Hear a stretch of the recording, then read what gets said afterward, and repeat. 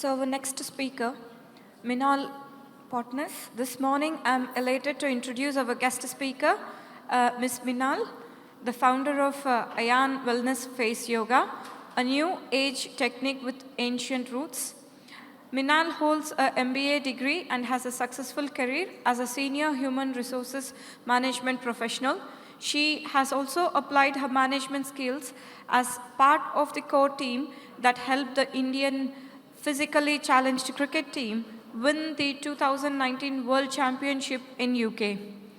As one takes a closer look at the alchemy of achieving person, two distinct virtues pop up. Besides perseverance and leadership, she is a pioneering spirit and out-of-the-box thinking.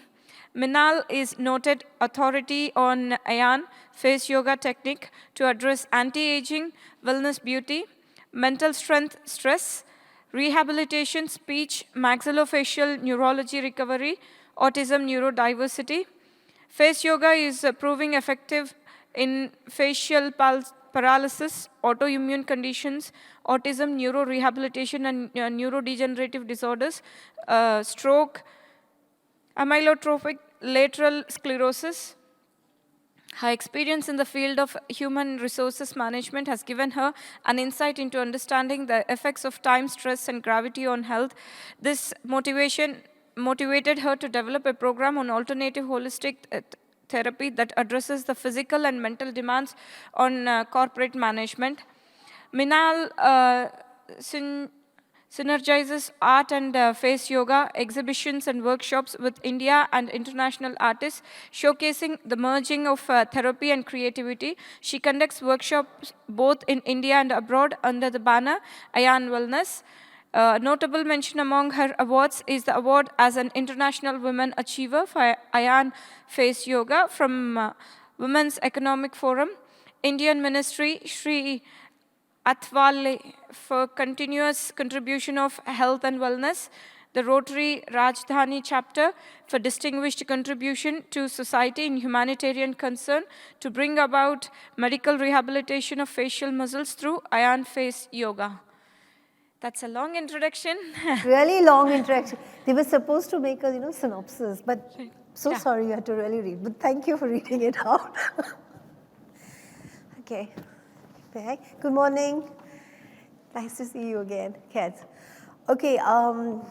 Many of us met 2 days ago during the workshop, so where we actually did the physical exercises. Today I'm going to go more into context and I'll try also be a little interactive. We'll see how it goes. Okay. Yeah. Okay. Like I said, good morning and looking forward to sharing our experience today. So patients come from different families, different economic backgrounds, societies and countries, where the awareness of autism differs. And various treatments available for those on the spectrum also differ. Here families are looking around for something that will help and make life easier for the entire family. Hence the quote by Gustave Le Bon, who once wrote, "The only creed of mankind is and has been hoping."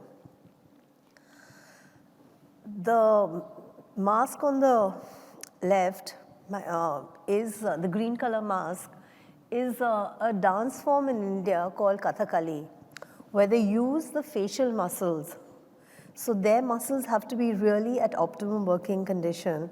And taking that, we go into autism because we're talking about weakened muscles, is our focus. Yoga itself is a multifaceted approach to balancing your physical, mental, emotional, and energetic well-being. Ashtanga Yoga, the 8 limbs of yoga, this has been effectively used for thousands of years. It is both an internal practice and an external practice.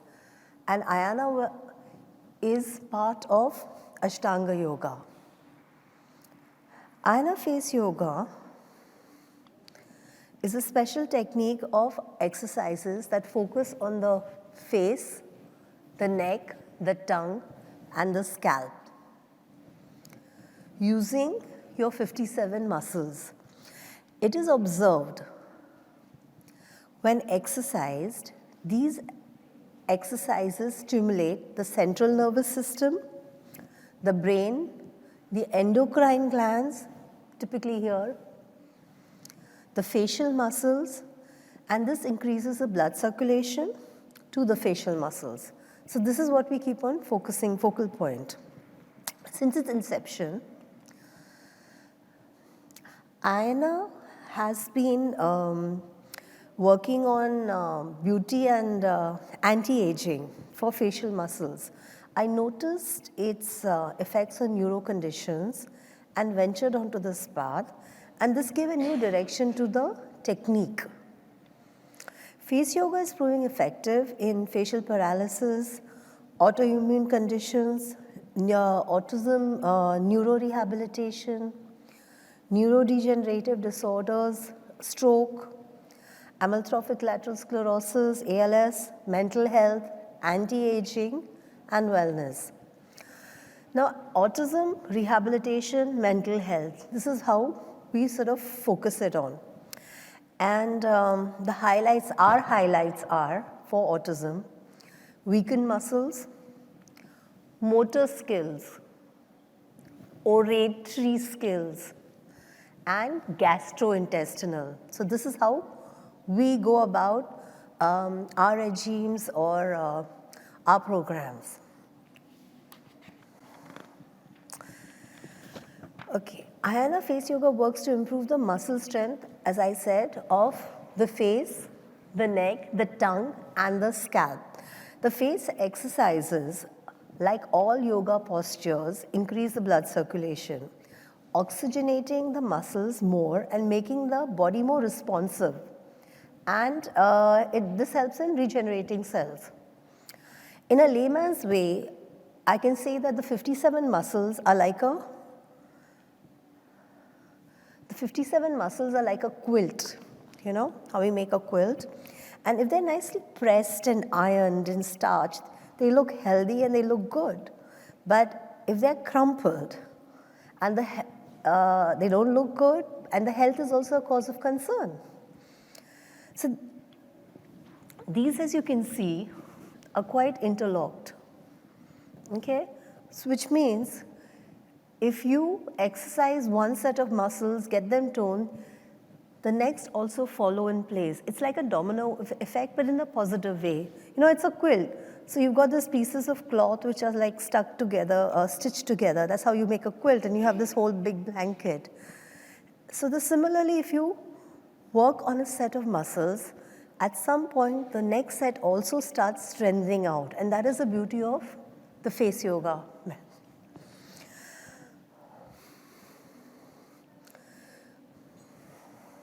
Paying attention to repetitive sequencing in exercises and duration of holding a pose, as it addresses a targeted muscle or set of muscles, a group of muscles, through the facial muscles, nerves. Now, speech delays often help strengthening the muscles in the face, need strengthening specifically. And in conditions like ALS, where effects are speech, swallowing, breathing. Round muscles of the mouth, okay? Very important, because anything on your face is either attached to the orbicular oris or the orbicular oculi. And hence, when we focus on the muscles per se, you start focusing on the mouth. Autism, weakened muscles of the mouth are important, because again we talk about speech, you're talking about gastro, you're talking about whatever aspects. So you're talking about these muscles which need to be focused on and heightened on. Now the exercises like the O, simple exercise. open your mouth, fold, please join, hold the position, and relax. It's a simple exercise, but it's very powerful. Because here you're talking about what is the control, what is the duration you can do this on, hold it on to, how do you release it, is it expandable, is it contracting? There are a lot of variables in a simple O. Like I said, the repetition, duration of the pose, the time lag of alternating. So depending on the patient, depending on what is his stamina, what is his muscle strength, all this keeps on switching and changing. They're all dependent on the objective. Now the lower jawline, here. Simple exercise, just drop your jaw. Try it. And then fold your lip. And try holding. Feel the entire set of muscles at play. Just a simple exercise of dropping your jaw and just trying to lift it up. Try it. Feel the platysma stretching. Feel the entire jawline extending out. And the mouth itself. So when you're working just one muscle, you're working a huge set that is expanding outwards. Phonitation exercises, E, O. Now here we did the O earlier, the law. But if you can contract the O, which we will make you do, it's a different kind of, it brings out a different end result. Because it's not about making it small, it's about controlling it. And that's what you're talking about, face exercises for just the round muscles of the face. The stretching to maintain a range of motion, because this is what is typically required, and this is what happens when the weakness sets in. The head, the neck, and the scalp. Just a simple stretch. Try this. Stretch your neck and imagine that you're touching the chin to the ceiling. Feel the stretch, not for the platysma. Feel your chin going out and the back of your head.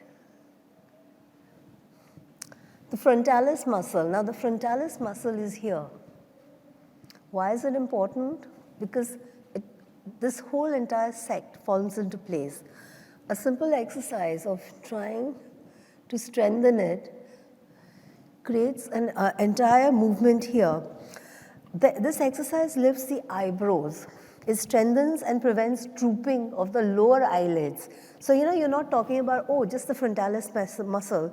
You're talking, again, of a whole set of muscles who are like, they're team players.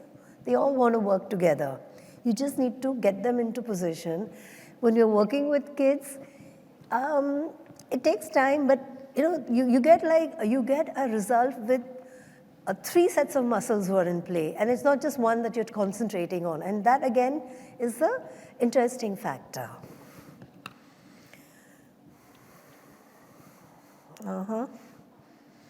Okay, gastrointestinal. Throughout the last 2 days, we've been hearing about gut, gastrointestinal, its importance, especially reflux, which you're seeing in across borders. It's not just autism.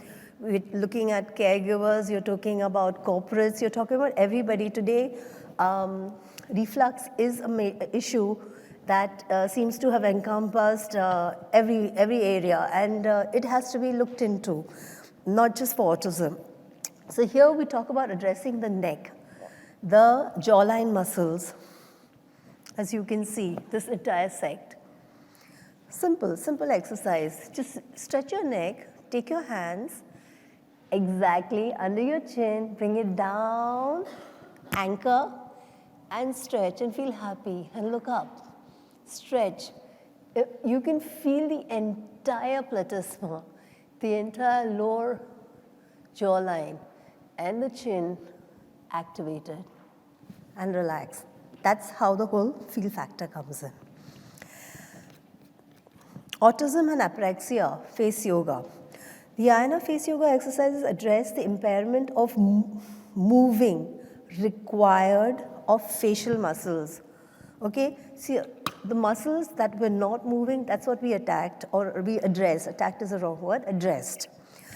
With the exercises focused on the muscles for speech, tongue, the tone, the control. So this is how we went into when we designed our tailored the exercises for speech apraxia. And also the shaping of the mouth for lips for certain letters like ooh, a, ha, a, b, particular manner. Then a simple exercise. Place your fist under your chin, give a support, and now drop your lower jaw.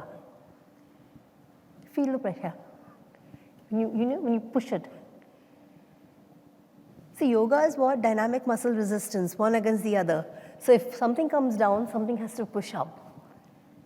That's when you get the entire force of it. Now it's called the double chin eraser because for the beauty section, we use it for the double chin. And it addresses the myloid and the digastric muscles and encourages tongue movement.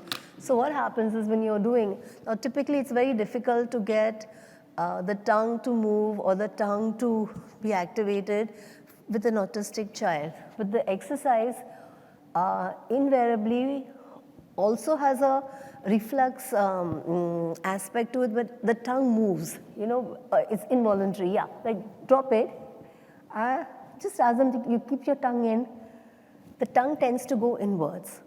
So which then you work on. So that's the, without actually going out of your way to do something, it's already doing it. Okay, here. To address the myloid and the digastric muscles and focusing on the rolling of the tongue. So you make a long O, take your hand, place them on your cheeks, firmly. Yeah. And push upwards. And now drop your chin. Like this. And keep breathing. We did this in the workshop, and relax. But can you feel there are different muscles that are working? It's not too much of time that I can spend, but can you feel there are different? Yeah, exactly. Do that.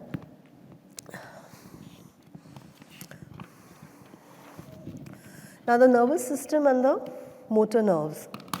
So you're talking about the facial nerves. Face yoga uses the principles of yoga, dynamic muscle resistance.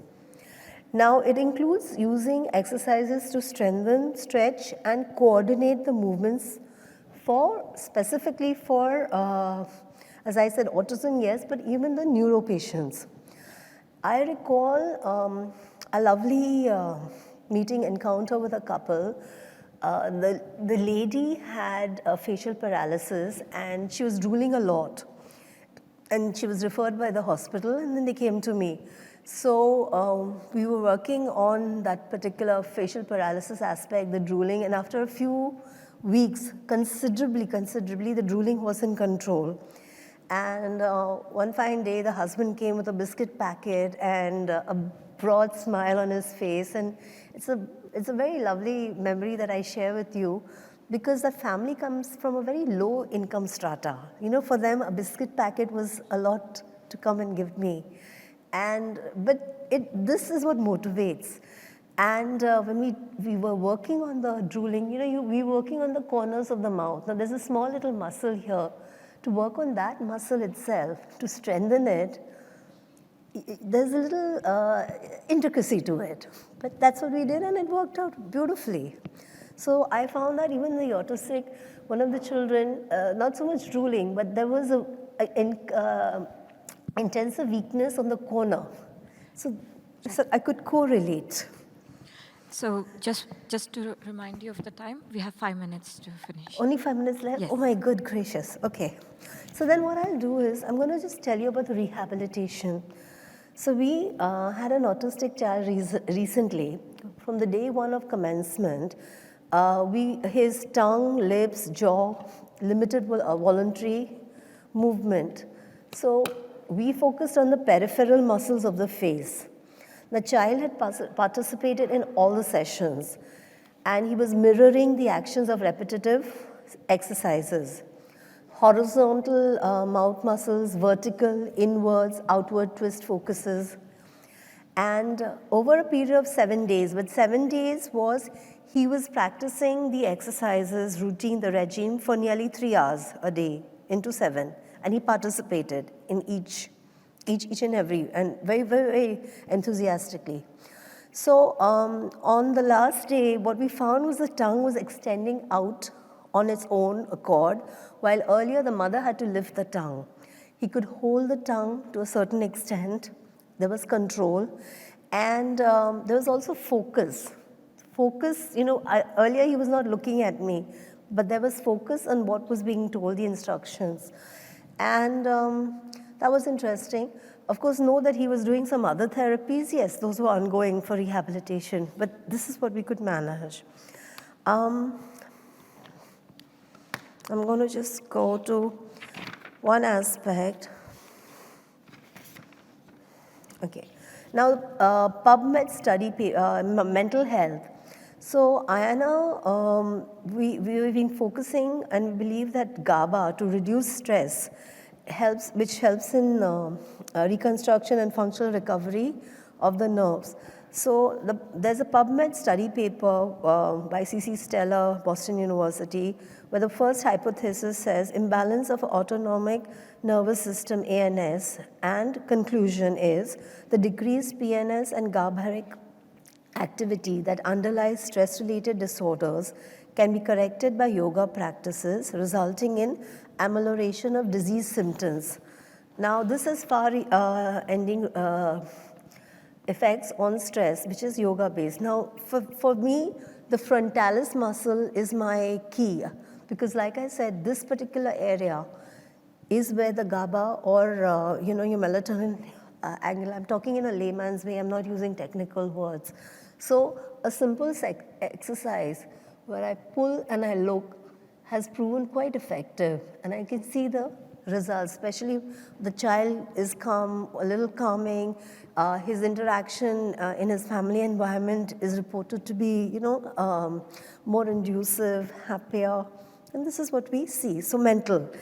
Now, at the same time, this is our India cricket team. We had taken them to the World Cup in UK, and we had worked with face yoga for these particular objectives, and it was great because they won the the World Cup.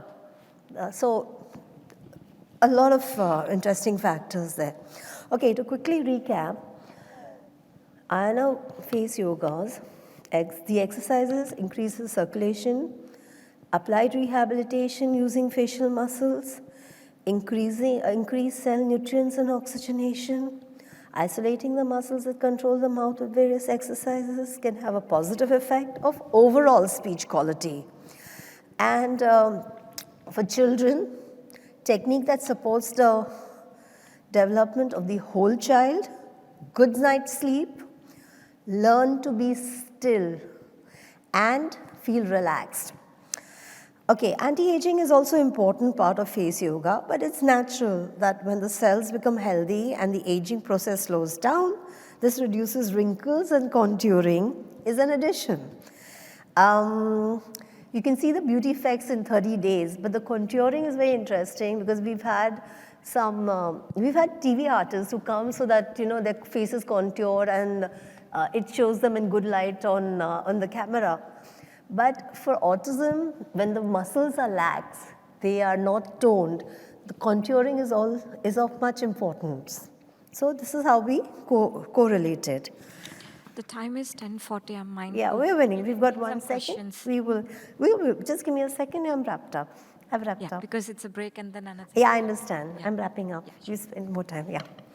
Okay. So let's just wrap this up, saying that we at Ayana Wellness, we're young. We don't have a big data collection to summarize and share, but with confidence I can say that this method has been helping children and other neurological patients, and I've found that there are noteworthy effects or results. And there are over 51 exercises, and that is the beauty of it. Each aspect of the 57 muscles in the correlations that is required is worked together with. So, with that, I would just like to add one, I believe that one should be the change that you want to see in the world. And I look forward to meeting everybody again. Thank you for joining me. Goodbye. Yes. Okay. Questions? I'm going to interact with you later because the rehabilitation is very interesting. I think we had a lot of questions during the workshop, so there's a possibility maybe there's nothing more right now. Yeah, So, I was in your workshop and you were? yeah, it was very interactive. I think now it's just a rush, I understand. That's okay. But yeah, it was very good, and probably you can find many benefits. You can have a chat. Subsequently, yeah, we can do that. Perfect. Thank you. Let's go. Yeah? Oh, yeah. I love the fact. Yes. Now we got that also.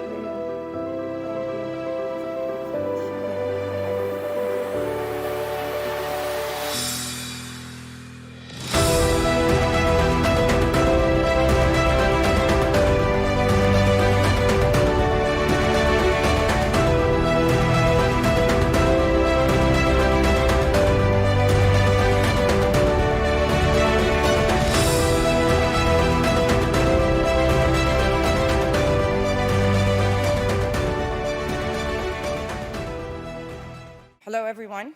It's really nice to be here, and we're going to have Dr. Temple with us live right now. Dr. Temple does not need an introduction. Can you tell I'm one of the biggest fans here? But Dr. Richard will introduce her. No, it's my great pleasure and privilege to introduce Dr. Temple Grandin. Dr. Grandin is an American academician, animal behaviorist, and internationally renowned spokesperson for autism spectrum disorder. Dr. Grandin is one of the first autistic people to demonstrate the insights that she has gained from her personal experience of autism. She is currently a faculty member with Animal Sciences in the College of Agricultural Sciences at Colorado State University. Based on her experience, Grandin advocates early intervention to address autism and support teachers and professionals who can redirect children and adults in fruitful decisions and directions. She has been an outspoken proponent of animal rights and the neurodiversity movements. In 2010, Temple Grandin was listed as one of the 10 most influential people in the world by Time 100, which named her in the Heroes category. In 2011, she received a double Helix Medal and has received many honorary degrees from many universities, including McGill, Swedish University of Agricultural Sciences, Carnegie Mellon, etc. Grandin has been featured on many media programs. She was the subject of an Emmy and Golden Globe-winning biographical film, Temple Grandin. In 2018, Grandin was featured in the documentary This Business of Autism, which explored autism employment and the success of autism employers. She has been written up in Time, People magazine, Discover, Forbes, and the New York Times.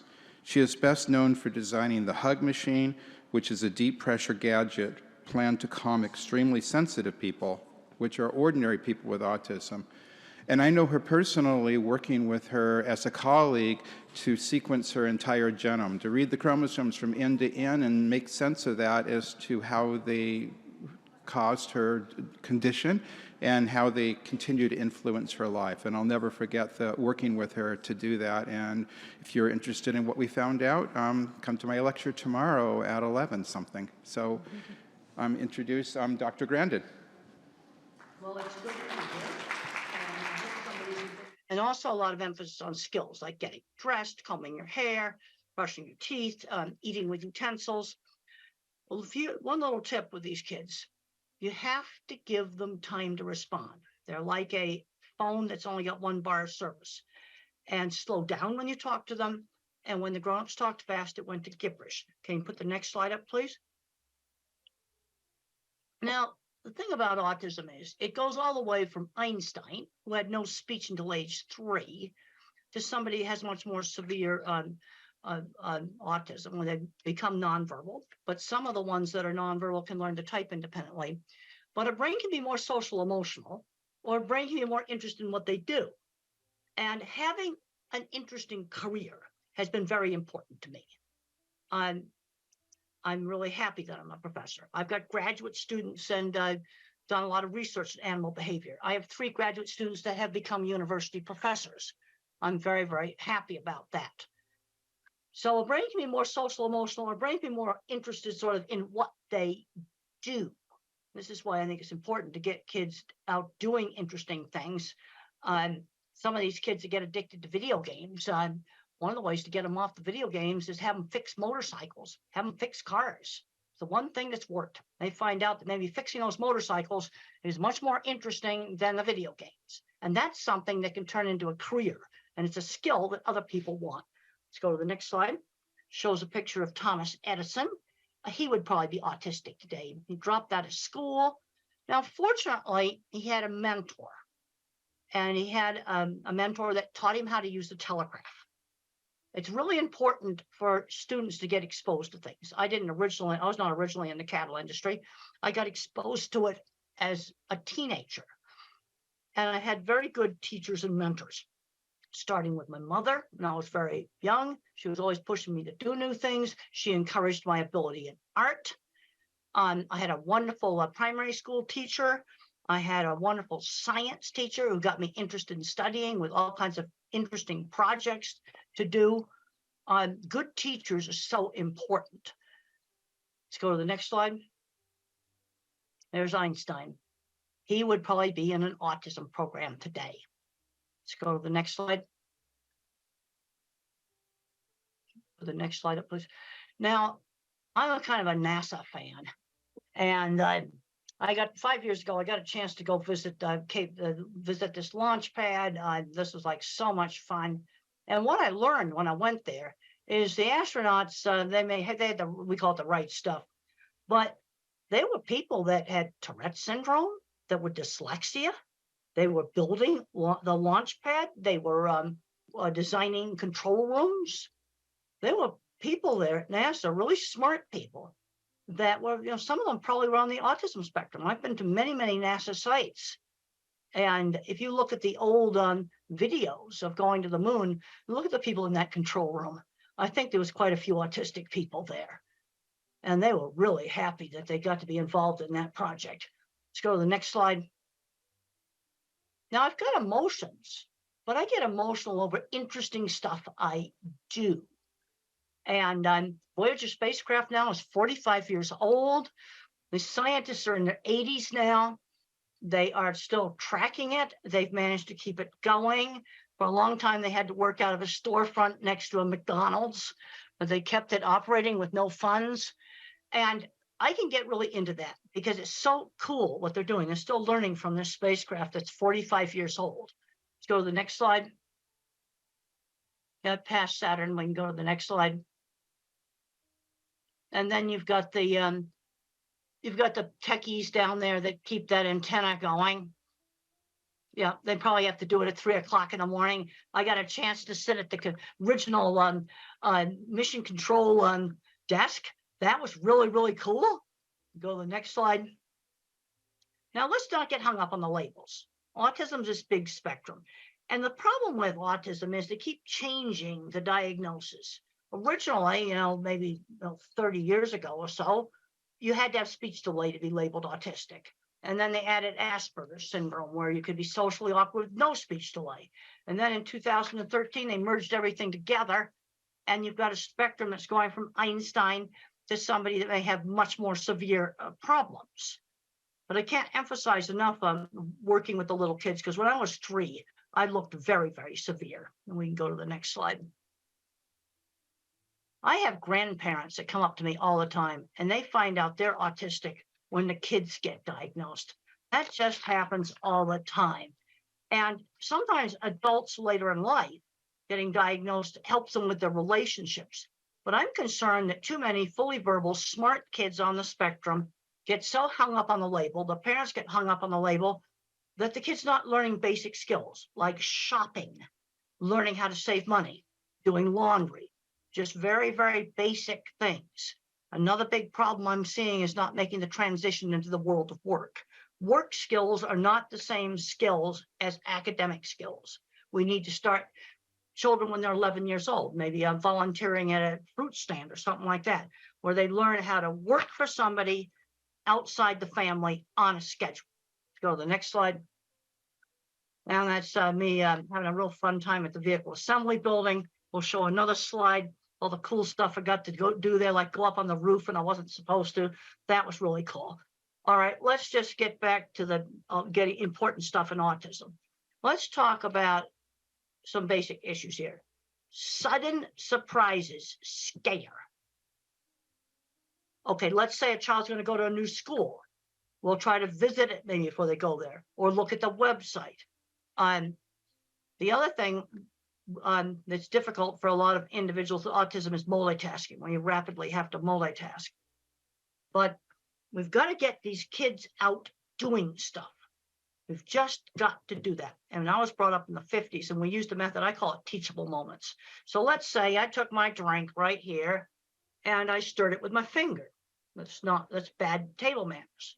Now, my mother, instead of saying no, she would say, use the spoon. People think it's disgusting when you put your finger in the cup.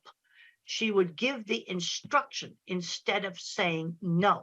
That was my generation, a method of teaching social skills. And social skills were taught in a much more structured manner than they are today.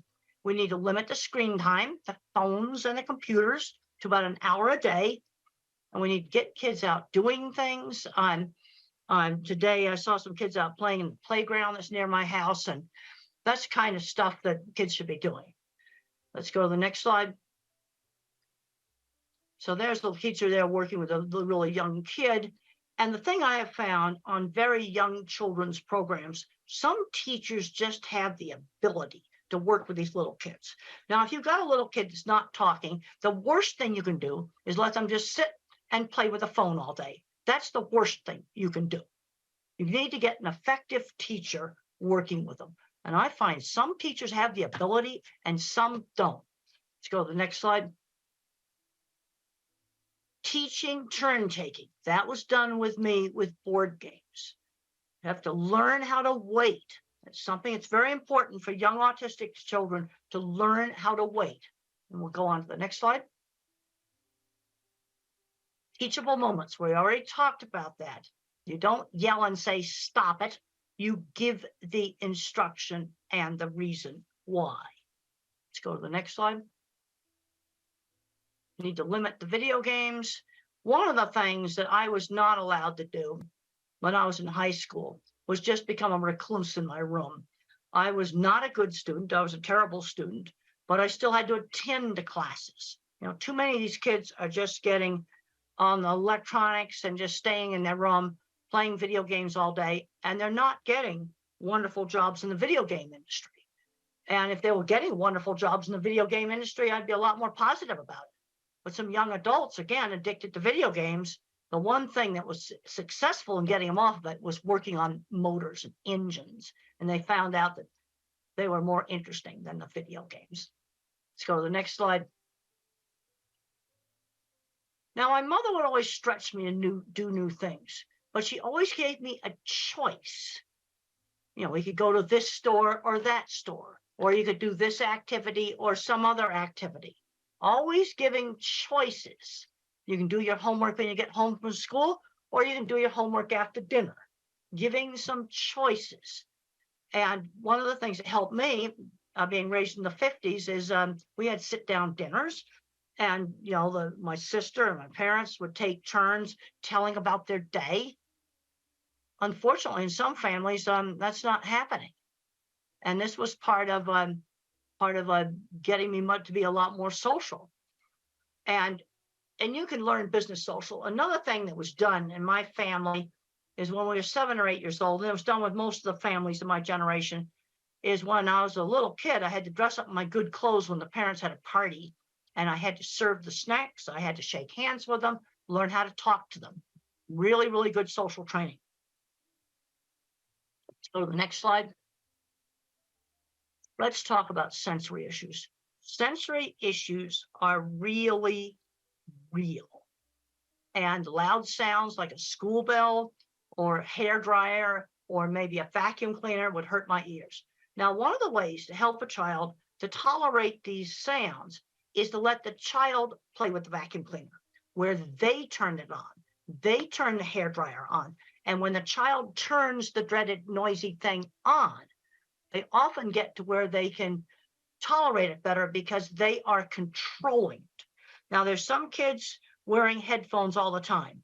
And the problem is, if you wear headphones all the time, and that's on the next slide, the sound sensitivity may get worse.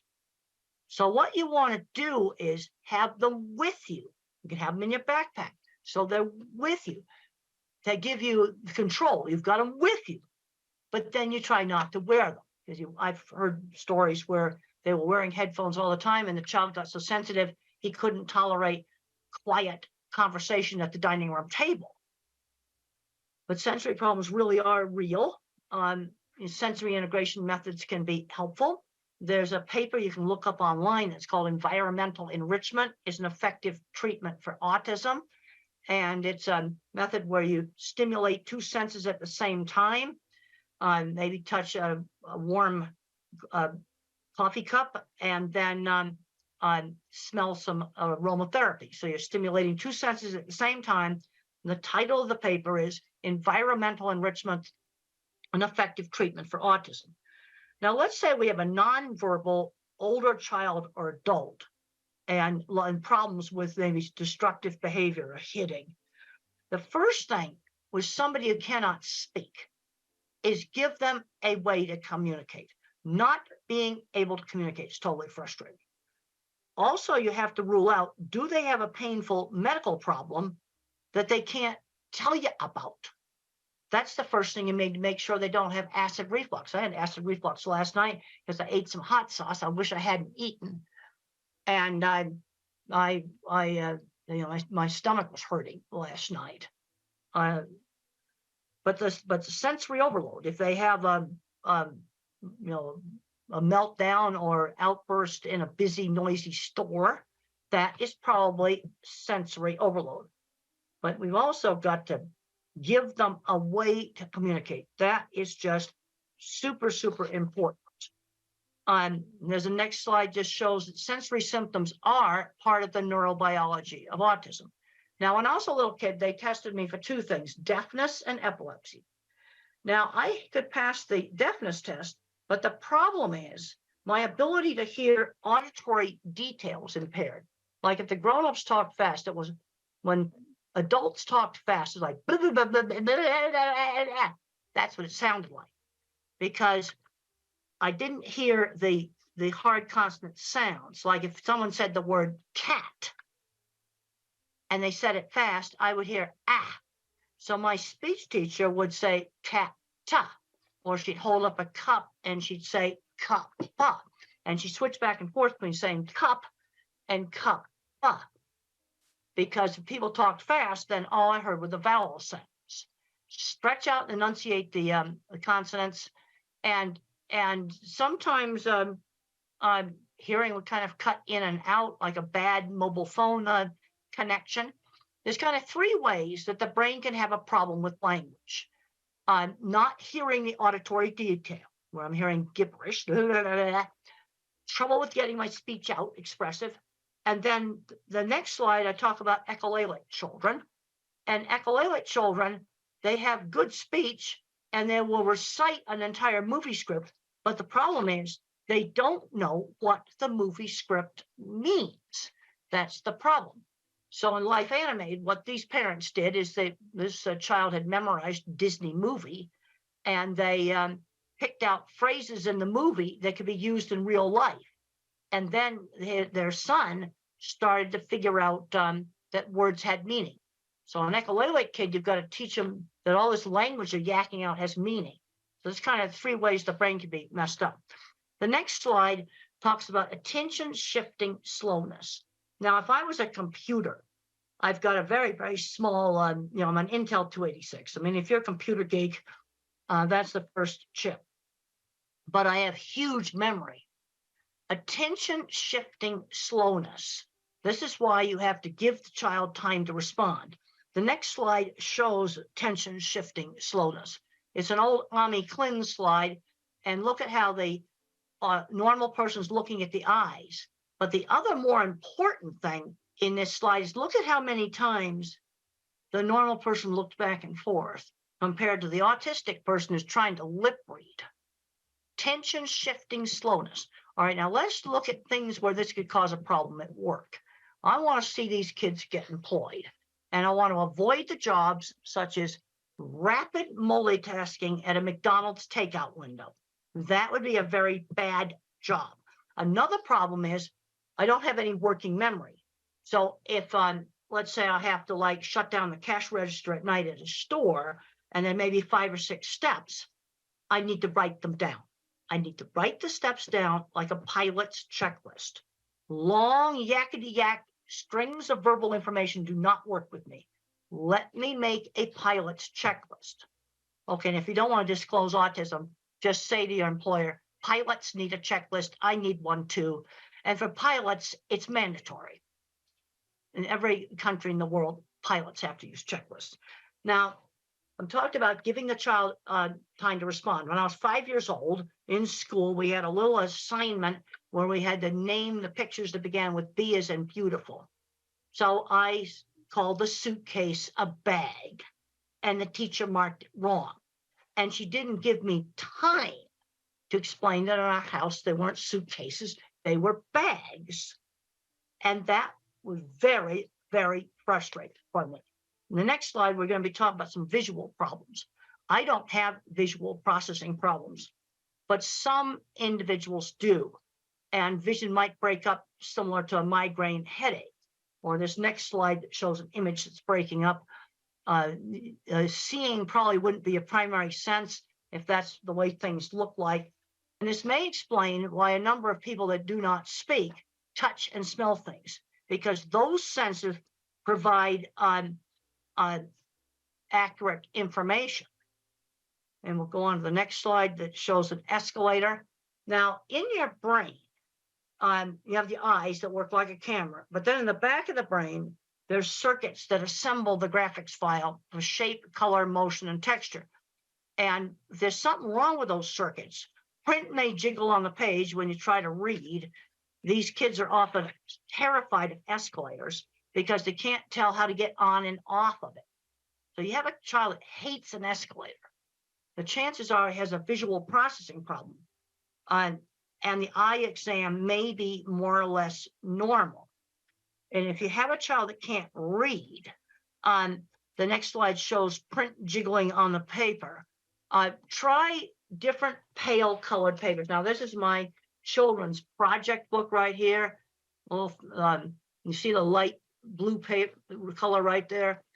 Try printing on the homework and the reading materials on maybe light tan paper, light gray paper, all these different colored papers.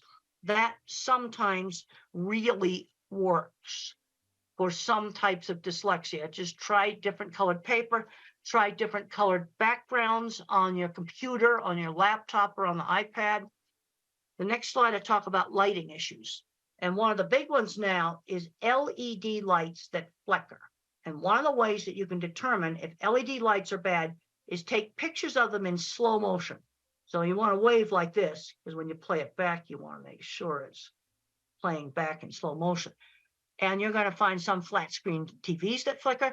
Now, tablets do not flicker. Most laptops do not flicker. But there's going to be some flat screen TV computer monitors that are bad. And this does not affect all people with autism. But I'm going to say about 10 or 20% may have a problem with seeing flicker of LED lights or on TVs and computer monitors. So what do you do if you have that problem? You go buy a lamp and you find an LED light that does not flicker and you put it next to the desk. And you can buy cheap ones that don't flicker. But this is something that's a real problem. And when I get asked about designing a school or a home for people with autism, I want to make sure we have LED lights that do not flicker. I just learned from a technical specialist that if a TV flickers, it has to do with the internet connection. But this kind of stuff needs to be fixed, and you can just test it with slow motion video. The next slide just talks about some more severe sensory issues. In noisy environments, I am not able to hear because of all the background noise. Cannot hear. And I also cannot follow very rapid chit-chat conversations where people get very social, chit-chatting back and forth very rapidly. I get bored with that. And there's questions coming up about masking. Some of that stuff's just too hard for me to do. But you can always do some business social, shake hands with people. There are some individuals that need breaks. But sensory problems are real. Let's go on to the next slide. The next slide talks about this environmental enrichment program, where you use inexpensive, cheap things to stimulate two senses at the same time. You're always changing the things that you stimulate, and it's an adjunct or an add-on to other types of therapy. Now, the next slide shows some really wonderful books for that have been written by non-speaking autistics. Now, I really like How Can I Talk My Lips Don't Move by Tito. I had a chance to meet Tito, and he came into a library, and he was flapping and everything. And I wanted to see, I tested him with a really, really strange picture that he had never seen before, and it had an astronaut in a spacesuit riding a horse out in the desert. And I showed that to Tito, and he types really fast, Apollo 11 on a horse. Another good book's Carly Fleischman's, Arthur Fleischman's Carly's Voice. Then you got The Reason I Jump, the sequel to The Reason I Jump. I like the sequel. It's a better book. But I'll give you a little tip about the typing. Remember the problem with attention shift. Okay, like on this desktop, my keyboard's way down here. But when I type, that print appears way up here on the screen here, and the keyboard's down below where the video is. Now, many people with autism cannot make that attention shift. And that's the reason why you want to use a tablet, because the virtual keyboard, with using that virtual keyboard, the writing appears right next to the top of the keyboard. Or you're going to have to, on a laptop, put the keyboard on a box, and you need to make sure it's a monitor that does not flicker. This is really, really important. Next slide just shows some brain scans. And the point I want to get across right there, different parts of the brain get turned on when you do different things, like seeing things, hearing words, thinking about things. And where there's a problem in autism is in kind of the inter-office communications. And what you tend to get is uneven skills. Like I'm really good at art and mechanical stuff.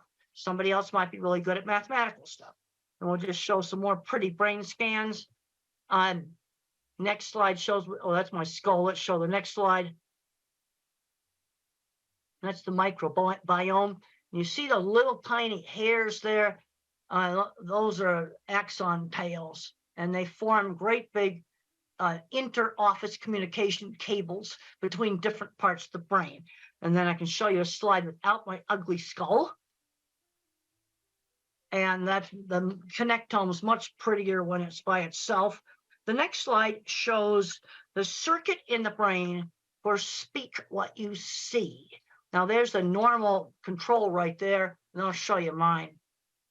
The next slide, that's my speak what you see. And I have all these extra branches for visual thinking, but I have less fibers for speech. So that might explain why I had trouble getting my speech out. But when I had speech therapy, it increases the bandwidth on the fibers that are still left. And the next slide just shows that. But this is where the therapy made a difference, because I had trouble getting my speech out. Let's go to the next slide. Now, for speak what I hear, I am definitely not an auditory person. I am definitely a visual person. And we'll go on to the next slide. And I want to talk about the importance of developing strengths. That's an artwork I did when I was about 6 or 7 years old. Mother always encouraged my ability in art. It's a picture of a wooden dock or deck that was by the beach. And she always encouraged my my art. And the next slide just shows a picture a young child did in 3-dimensional. Most little kids don't do that. And I would just draw the same horse's head over and over and over again. So mother would broaden my skill. Let's draw the stable. Let's draw the saddle. Or if you have a child that likes cars, let's read about cars, do math with cars, draw pictures of different cars. In other words, broaden that fixation.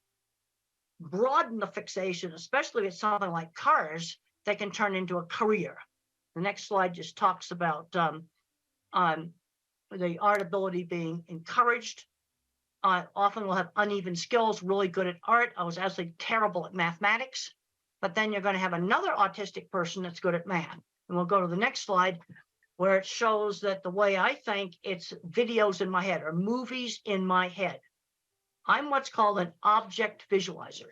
And in my new book, Visual Thinking, The Hidden Gifts of People Who Think in Pictures, Patterns, and Abstractions, I discuss 3 different kinds of thinking that you can have in autism. Most people are mixtures of the different kinds of thinking. But in autism, you might get an extreme object visualizer. That's me. And the HBO movie shows how I think. My kind of mind's good at art, mechanical things, photography, working with animals, absolutely terrible in mathematics.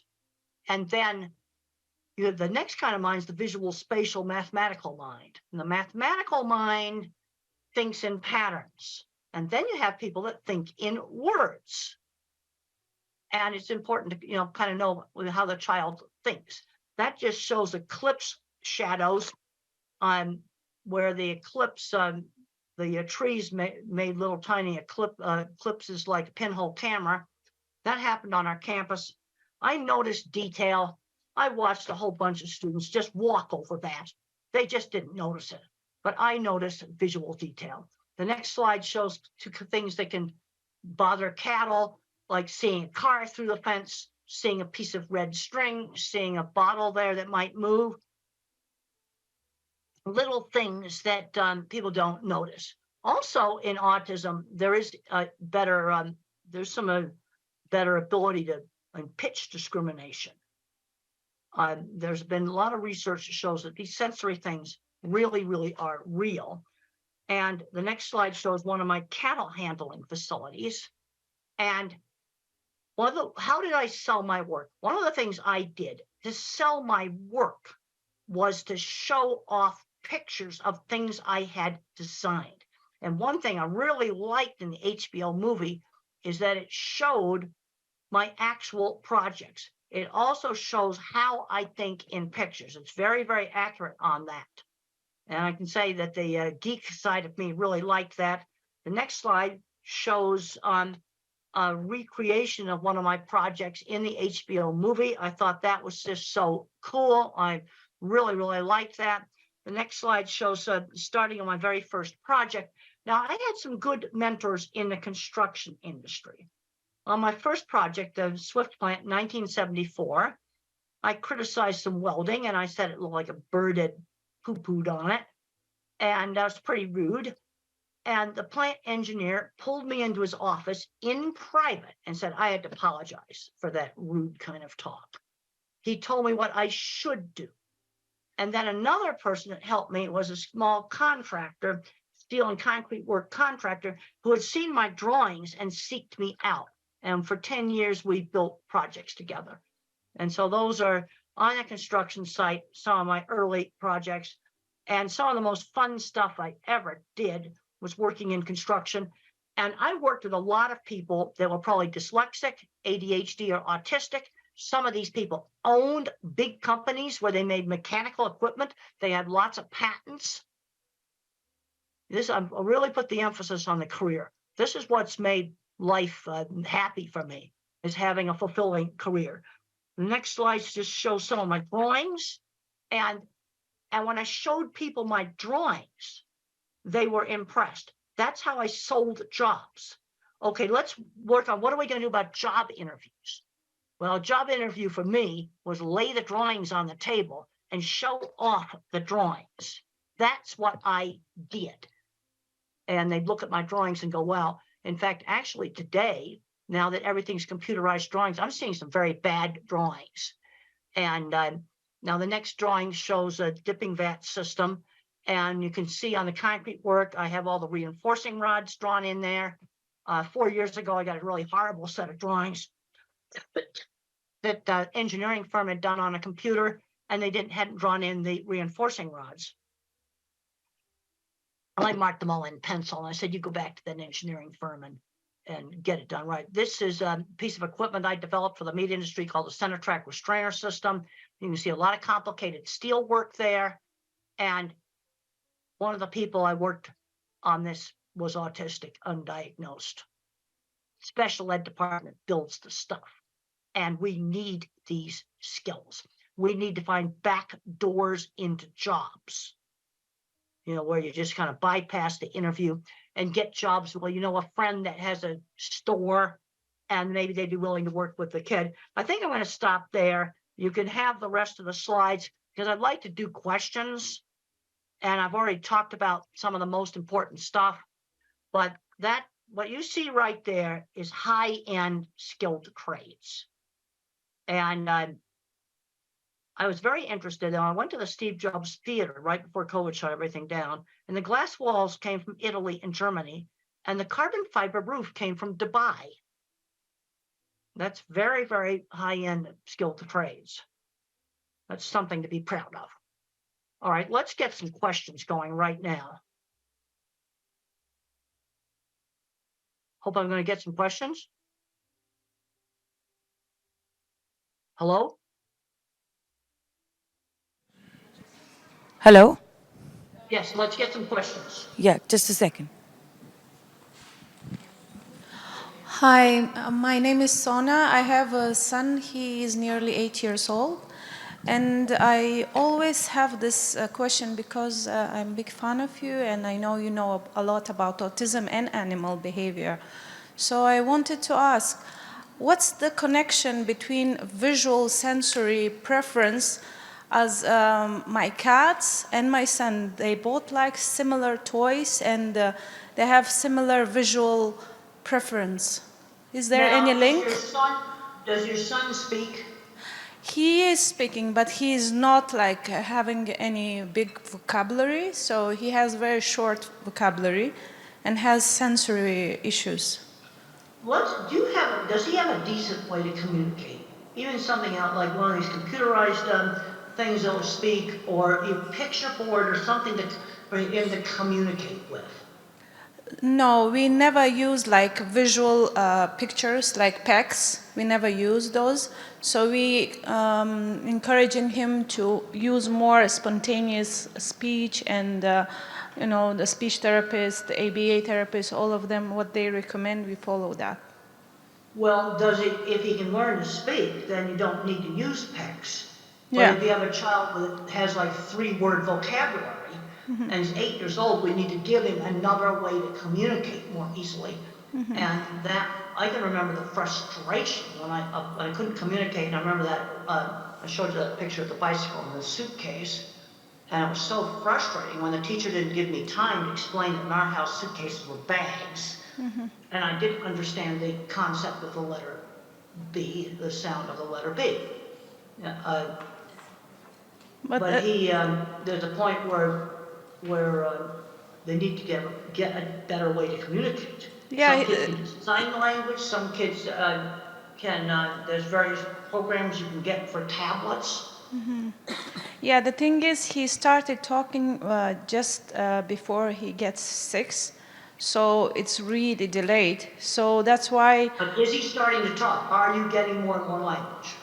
Yes, and more clarity. Like it takes time. Like it's a step by step. But we had him from severe autism. Now he is in between low and moderate autism. Okay, so in the spectrum. Good. If you're getting progress, parents always ask me about different programs. I said the most important thing is you're getting progress. Yes, now, if you're getting progress right now, then you're doing the right thing. Yes, the only problem I'm struggling is his memory and his sensory problems. That kind of restrict him to learn more and focus on task and academics. And he's better in maths. As you said, there are a few types of visual learners. He is more into maths and numbers rather than alphabets and reading. You see, because I said there's a visual kind of autism, that's me. Yeah. But there's also a mathematical. There are kids that are very mathematical. He is They visual think in maths, but he's not very visual in, he's not into reading that much, but he's better in maths, like counting and numbers. He's really good with that's numbers. good. Then you maybe you can move them ahead in numbers. How is he at things like getting dressed, bathing, these kinds of things? He is very independent. Wherever I taught him, is very independent. Good. That's good. He's learning those skills. Yeah, he is even better than my other children, like neurotypical ones. So he is more independent than them, and he understands routine better than them. The only problem I have, I can't find his special skill. He really likes music, and he is very athletic. He does parkour, he does swimming, he does cycling. Well, good. He's very athletic. That's good. And see, the problem you got with autism is it's such a wide spectrum now. Let's say you take a diagnosis like dyslexia. Okay, that's problems with reading. Or ADHD, you tend to, detention. It's a much narrower diagnosis, and this is the problem we've got. We've probably got half of autistic kids that have a special skill, and there's going to be some that don't really have a special skill. Yeah, he has autism, ADHD, and dyslexia, all three, and Erlin syndrome. Well, the Erlin syndrome, have you tried the Erlin classes? Yes, I myself, I qualified as well. I just took the course, so I can keep checking on him. Yeah, we got the glasses. Well, the other thing I find that works also for people that have Erlin syndrome, I talked about the colored paper. Yeah, we do use. Yeah, we do use. All of his notebooks are turquoise. Well, like I've got a tan shirt on right now, and that would be one of the colors, the light tan like this shirt. Some people like that, and then other people, they like this light blue that's on my children's project book. Yeah, that light blue, that's the thing for him, Light blue, calms like him. my tie. Yes, it calms him. It needs to be the pale colors. Yeah. Not dark blue, light blue. Yeah, I changed those, but he still have visual sensory problems. So is there any connection? What about sound sensitivity? Sound sensitivity he has, but I kind of always give him that opportunity. Like you said, he's in charge of hair dryer. Okay. He's in charge of hand dryer. When we go to cinema, at the beginning he was very hesitated, but then he got used to. Now he is properly sitting like other children.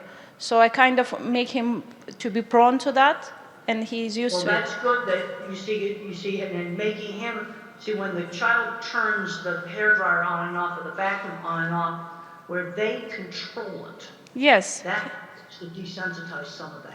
Yeah, but still I'm struggling with his memory and his visual sensory. Like my cat and him, they prefer the same toy. You know what I mean? Like he will kind of keep doing with that, playing with that toy, even though he has 1,000 other toys. But and his How preference. is he taking turns at a game? He was not good. He was having meltdowns. He would get angry. But I kind of desensitized him with that as well, like on the cues of airport, like slowly by rewarding him using ABA techniques. And you don't have a surprise at the airport. Like you watch videos and I found that one of the things that I got afraid of them, if I made them interesting. Yeah, exactly. Sports. What one parent did about the hand dryers in the bathrooms, they went to the websites of all the manufacturers of the hand dryers, and then they got interested in how they worked, and they collected all the websites of hand dryer manufacturers. No, seriously, this actually helped. Yeah. It's the same with him. Wherever we start with, like even food, diet, we started with him. At the beginning, he didn't like. Now he loves healthy, clean food. He wouldn't eat rice. Before, he was addicted to all these carbs, rice. Oh, yeah, it's bad. Now he wouldn't eat. I get worried that some of these kids with these restrictive diets are going to get the old vitamin deficiency diseases. There was a horrible case where a kid got scurvy, which is vitamin C deficiency. Yeah. Because the time was so restricted. Maybe we need to get somebody else to ask a question. I want to give somebody else a turn. Yeah, sure. Thank you. Hi, good morning and nice to meet you. You made a point about people who don't speak much, they're more on touching and smelling things. And I just wanted to know how can that be helped and how can they be helped to speak better? Well, if you read, I really recommend that you read Tito's book. How Can I Talk If My Lips Don't Move? It is available in an electronic book. I checked Amazon recently. It is available. And he talks about vision being scrambled. Also, the Japanese boy in the sequel, which I think is a better book, he talks about being like a broken robot and having problems with controlling his movements. And if you have an older child or an adult that's either non-speaking or very poor speaking, I really recommend these books because it gives the inside view of their issues. And I don't have scrambled vision. I see just fine. You see, this is where autism has all these variations. But some of them get scrambled vision, and then smell and touch actually work. Those senses are giving accurate information, so then they tend to use them since they work. So I really recommend, really recommend those books. I've got a PDF here. I'll just hold up that slide again of those books right there.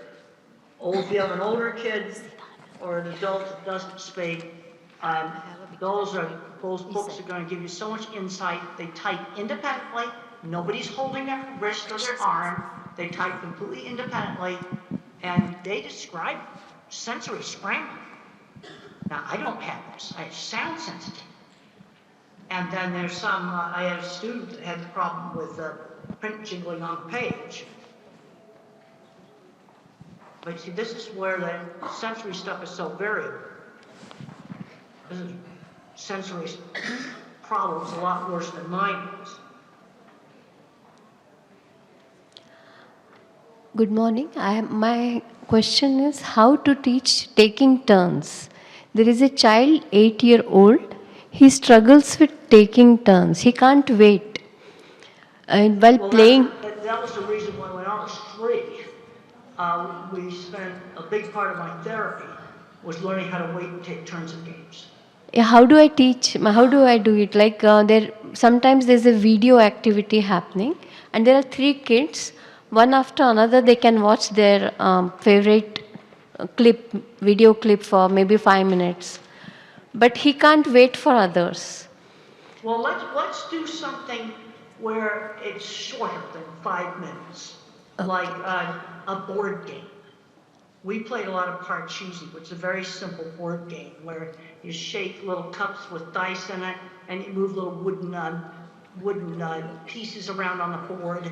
And I remember grabbing that cup, and Mother said, "You've got to wait for your sister to take her turn."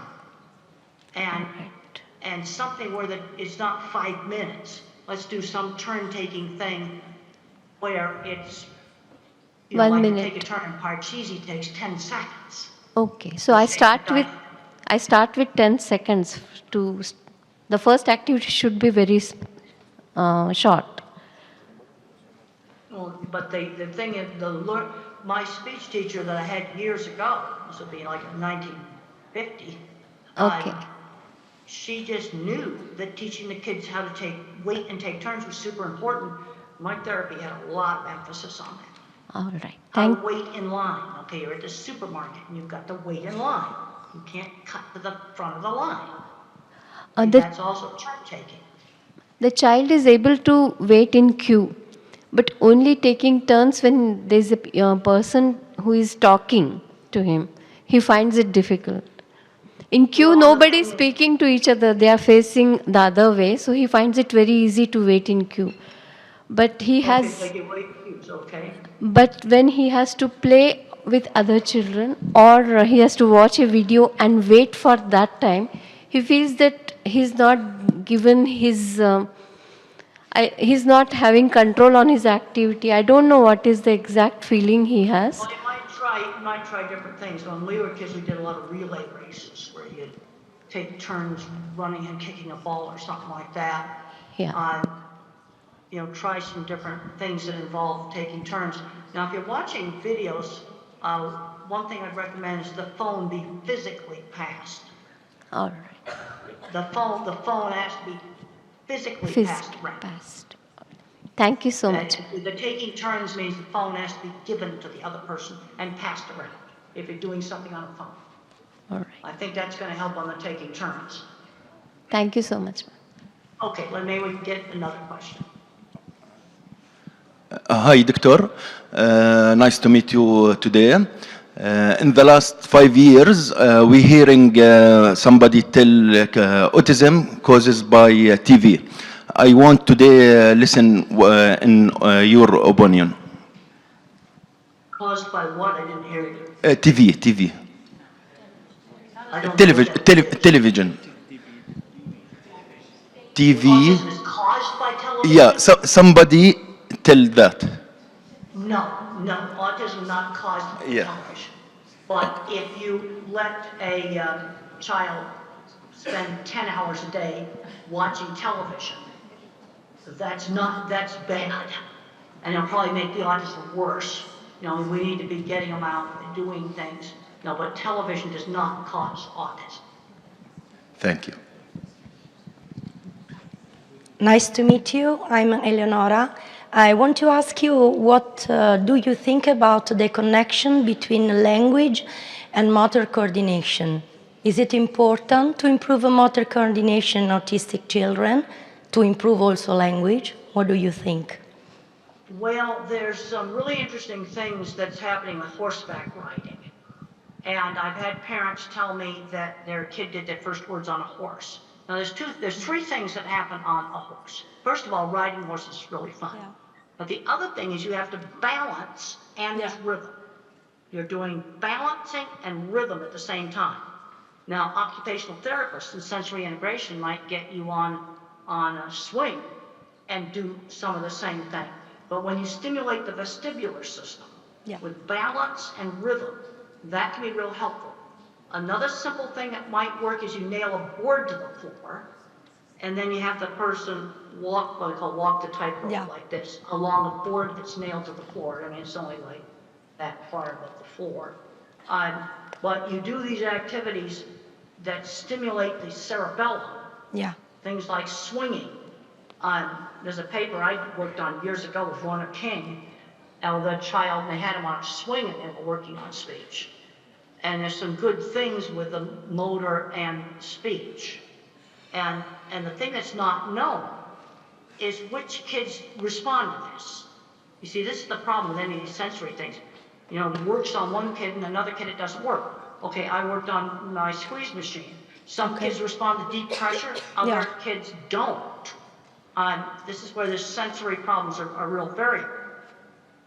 But some individuals, they do swinging, balancing, rhythmic activities. That can help on speech for some individuals. Okay. We can use also music, for example, rhythm. And that is very important. The other thing is there are some individuals that can sing words before they speak them. Yeah. Singing is on different brain circuits. So they could sing the words rather than speak them. Sometimes that works. Thank you. Thank you. Thank you, Dr. Grandin, for wonderfully sharing your insights as an autistic person. One thing that has caught my eye is that your mother played a very key role in Absolutely. And then another book you might find helpful, a book called The Way I See It, that's I got a lot of little short articles in it. It's available on Amazon. That might be helpful. Thank you. Yeah, I also have a lot of information on my website, templegrandin.com. Just templegrandin.com. There's lots of free information on that. Thank you. So I'm a mother of triplet boys with autism. They are 11 years old. all different. They are all on a different spectrum, and one is still nonverbal. And all my sons are really not academically gifted. And there's one thing you have mentioned, that you're really fortunate and happy that you have a wonderful career. Now, I would like to request if you can share, one word or a direction to us parents. Often we find that we want to follow the typical growth, go to kindergarten, go to primary, go to high school, go to university, get a job, get married, all that. But most of our children with autism don't really seem to fit there. What can you tell us? The thing, you have uneven skills. I'm a big believer in getting children exposed to lots of different things. I did all kinds of things when I was a child: cooking, sewing, woodworking, art, music. I was taught musical instruments, and I was terrible at musical instruments, but good at art and mechanical things. And so you expose kids to lots of different things, then you can see what they are good at. But I know, like you look at this equipment here, I've worked with people where a single welding class led to building things like what's shown in that picture. And then another kid, it might be mathematics and programming. Somebody, you have to expose them. And then you've got people with autism that are not going to be building equipment, they're not going to be doing mathematics and programming. Let's say you have a kid that's good with numbers. Well, then show him other mathematical stuff. Here's some really cool pattern stuff right here I found in one of my science magazines. Those patterns, they all have mathematics behind them. Isn't that cool? In a science magazine. Yeah. There's some kids that are going to just, they may be gifted in that. You see, this is the problem. You're really good at one thing, sometimes really bad at something else. And the people that build the equipment, like you see there, complicated stuff, most of them could not do algebra. It's all pure visual thinking. But they're building stuff like that. Thank you. I had a chance to go on a corporate jet the other day. The guy that took one welding class, he builds entire beef plants, and he just has them memorized in his head. A single welding class. He's building entire beef plants. Unfortunately, now, we're running. He's not autistic. But I did work with several other people in metalworking that I'm pretty sure were autistic. We're out of time now, so we're just going to have one more question. I know that we would. One more question. Hello. Midnight or whatever, I'm going to go to bed. But I'm really glad that I was able to get up and talk to everybody and free to give the videotape around to people. There's more slides in this deck. You can go ahead and give people the whole slide deck. It just wasn't time to work tonight to show all the slides. Hello, Dr. Grandin. Thank you so much for the presentation. My question is, right now I'm working as a general practitioner, but when I was a teenager, I had a distant cousin who, at that time, he was 7 years old. He has symptoms of aggressive behavior and at times, but most of the times he's a very quiet kid. He won't interact much and everything, but the aggressive behavior is the key point, like it's almost disruptive.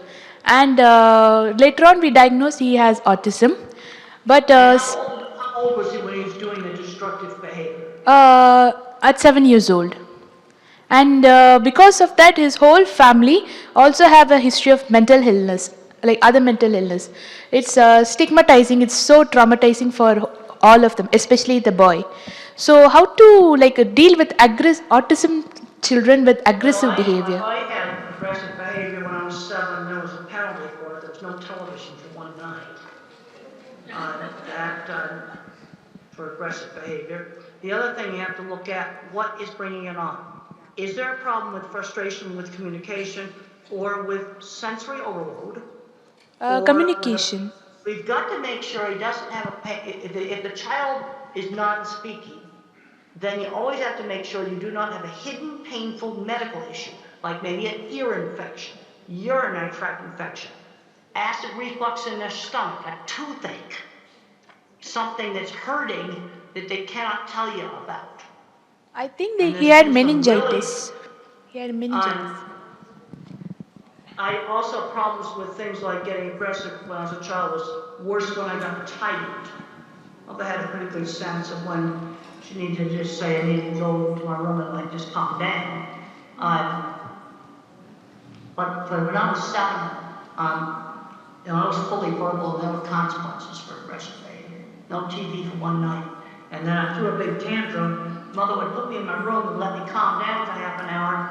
And then she'd say, well, you know the rule. You join the family now.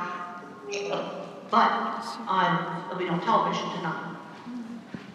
And I understood consequences, but I think there's some individuals where they may not make the connection between the tantrum they had at school and no television that night. See, this is the problem you've got with autism. You've got such a big range. Okay, I think that was... And then you've got the autistic. You see, the people that I worked with that had the metal working shop and all the patents, designing equipment, they would have been more the Asperger type. There would have been no speech delay. You see, this is where that Asperger type with no speech delay now has been merged in with the autism with speech delay. I had speech delay, so I was definitely not the Asperger type. And the people that I worked with professionally in metalworking work would have been the Asperger type. But they had social issues. I'll never forget one of the jobs, I had to drag the guy out of the shop because before he got picked for plant engineer. We're out of time now. Thank you very much. Thank you for joining us. Yes. Thank you.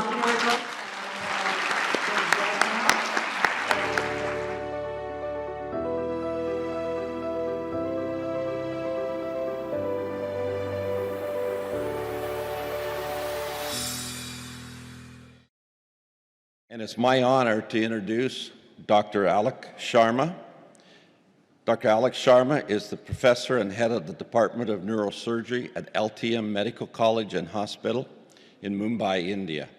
He is also the director of Neurogen Brain and Spine Institute and KLS Institute of Anti-Aging, both in Navi, Mumbai. He is the president of the Stem Cell Society in India and vice president of the International Association of Neurorestoratology. He has published 172 scientific papers, authored 24 books, contributed chapters in 19 textbooks, and made over 200 scientific presentations. He is a world-renowned pioneer in the field of cellular therapy for neurological disorders, having treated more than 12,000 patients from 75 different countries. His landmark accomplishments include the publication of the world's first scientific paper on the role of cellular therapy in autism. He has revolutionized the management of neurodevelopmental disorders with his innovative combination of cellular and integrative therapies. For this, he has received several international and national awards, such as the Rose of Paracelsus Award from the EMA Oxford 2016, the European Award for Best Practices, Brussels 2018, the Bharat Gaurav Award, London 2019, the Newton Universal Legendary Award, Boston 2022, the Sino-Phil Asia International Peace Award, Manila 2023, etc. Let's welcome Dr. Alok Sharma.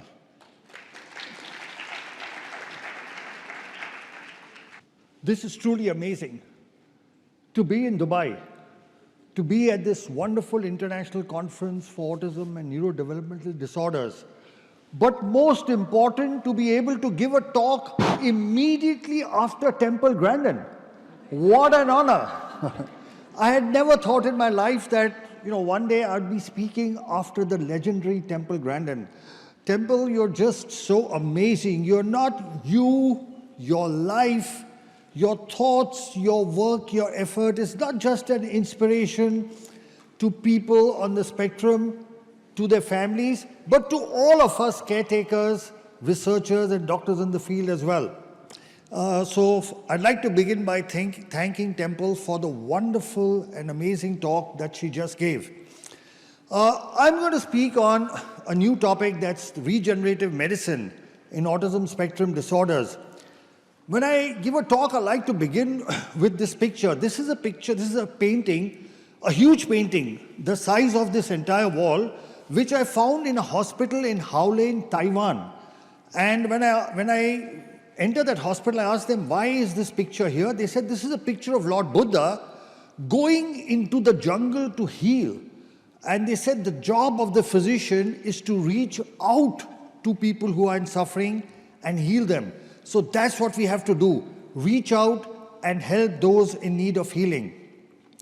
Now, if you look at the increasing prevalence of autism, it is actually unbelievable and incredible that the world has not taken notice of what's happening.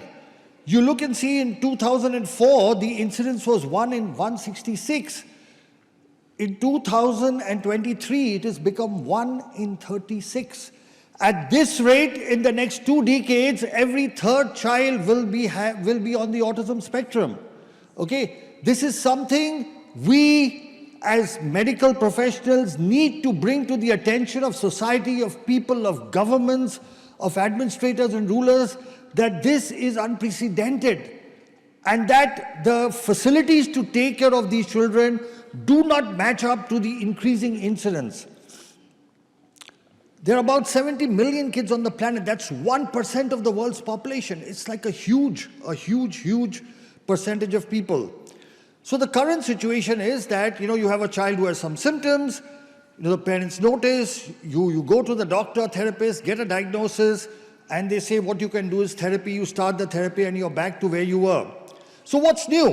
What am I going to be talking in this talk that's different? First, the concept of neurodiversity, and this is what Temple spoke of, okay? That we have to see how people on the spectrum are diverse, that they are not less than, they are different, that they have uneven talents and skills. So the concept of neurodiversity, because now there are going to be so many people on the planet that you can't look at them in the way that we've been looking at them earlier. The other exciting thing, and I'm going to highlight that, is a better understanding of what's happening with the brain. And this is what has changed everything. Then the whole concept of neuronal regeneration, that it is possible to regenerate the brain that's not functioning as well. And the concept of multidisciplinary management, and of course the main base of my talk, which is cellular therapy. Now, what is new is that for the first time in medical history, we are now understanding which parts of the brain are functioning differently from neurotypical brains. And we have done scans, we've done a lot of research in this area, and you can see that list: the amygdala, the hippocampus, the parahippocampal gyrus, the cerebellum, the caudate nucleus, the mesial temporal lobes, thalamus, superior and middle temporal poles. So we've actually identified very clearly which parts of the brain are functioning less. We've also identified which parts of the brain are functioning more. Our focus so far has been on what these children can't do.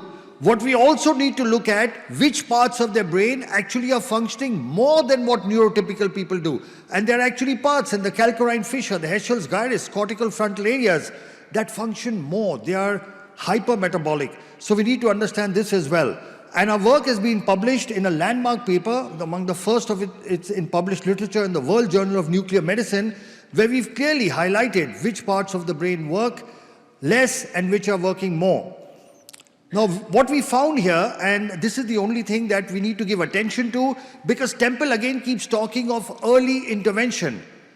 She keeps talking about early intervention, and I'm going to show you the scientific base of the need for early intervention. And that is this. If you look at this graphic, you will see that, the brain metabolism over the years keeps on declining.